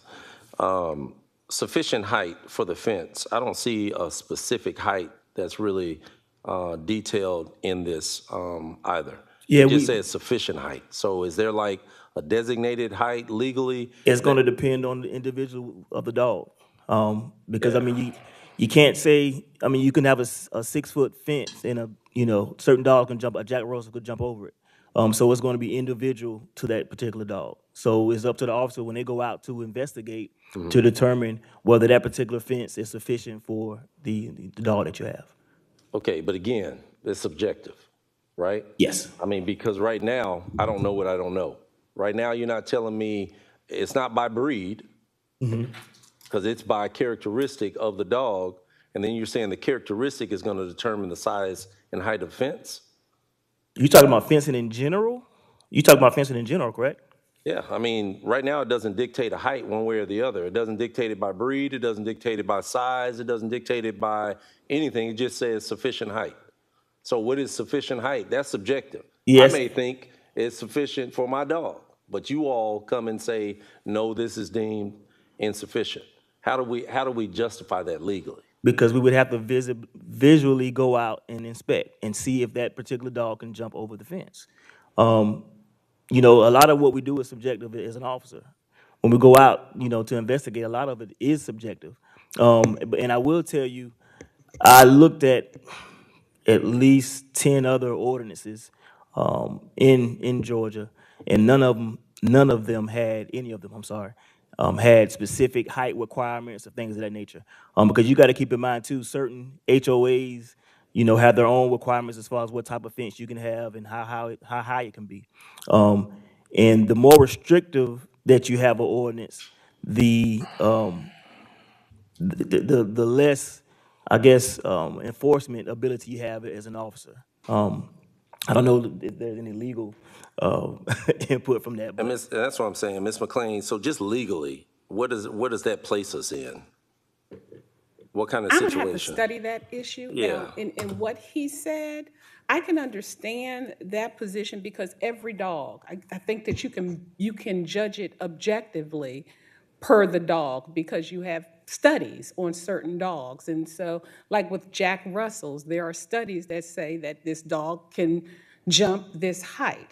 So let me take a look into that because this was based off of state law as well. When the last attorney put everything together, I'm almost certain that attorney did some research into the state law and made this ordinance consistent with state law. So let me take a dive into that, and I'll be in a better position to answer that specific question next week. Yeah, and the only reason I bring it up, I ran into situations on the campaign trail where I never thought this dog would have been able to jump a fence. And the dog did. Yeah. And came charging down the street at us. So it puts us in a situation where we're literally saying, we're going to wait and see if this dog jumps or attacks or is vicious or whatever before we deem a concern. So that's the only reason why I'm bringing that up, because I'm asking from a legal standpoint, where does that put us? I do believe the director has something to add. well, I do want to add as well, from an enforcement standpoint, like I stated, the more restrictive you are, the more difficult it is to enforce and the more loopholes you invite. So let's just say we making a fence requirement that it has to be 5 feet or 6 feet. And that particular dog jumps over that fence, that's 6 feet. Then we're stuck with, they abided by the requirement when we should have had it 7 feet or 8 feet. Yeah. Okay. I yield. I don't want to hold up any more time. Just some things to think about, because I know you had told us once before, Director Hill, there was no state oversight committee that this falls under. So that's why I was kind of curious. That's correct. When you guys said that you were getting it from a state requirement, who that body was. But again, I don't want to hold up anybody else. It wasn't a body, it's the state law. State law. Okay. Yeah. Okay, any more? All right, can we move this to full commission without, I can't make the motion, but could someone make the motion I can to make move it to full commission without? Yes, thank you, Madam Chair. I'm going to recommend that we make a motion to move it to the full commission for discussion. Without objection. Without objection. Sorry about that. Second. You move it forward with no recommendation. So you're seconding that, Ms. Scott? I second it. Oh, you did, Ms. Yes, Pulliam? ma'am. Okay.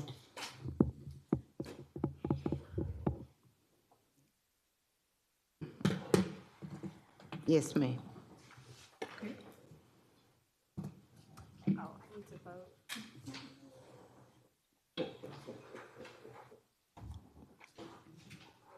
It's unanimous.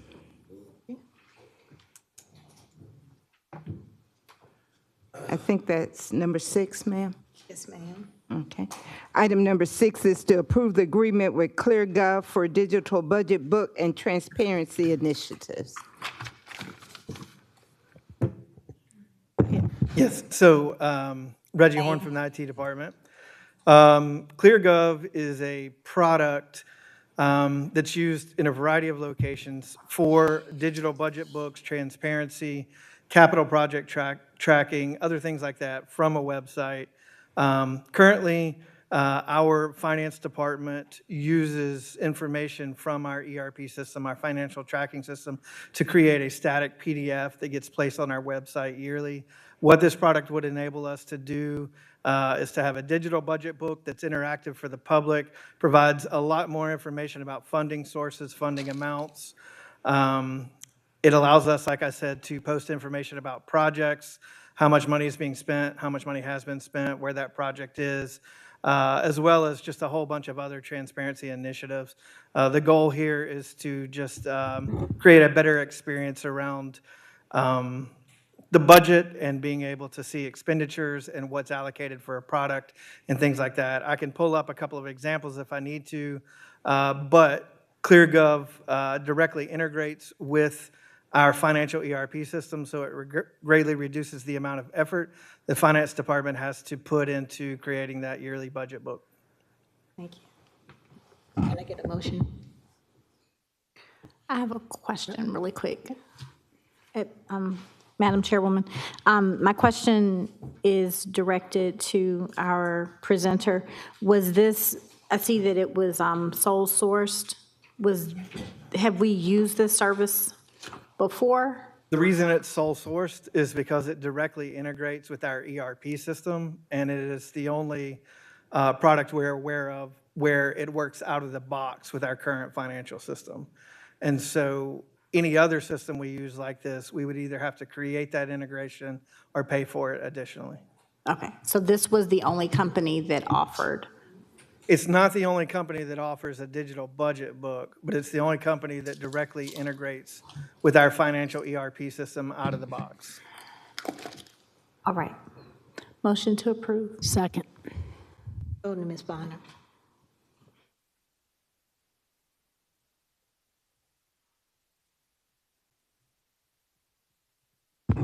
It's unanimous. Thank you. Thank you. Ms. Bonner, I believe that's it. Yes, ma'am. Bring it.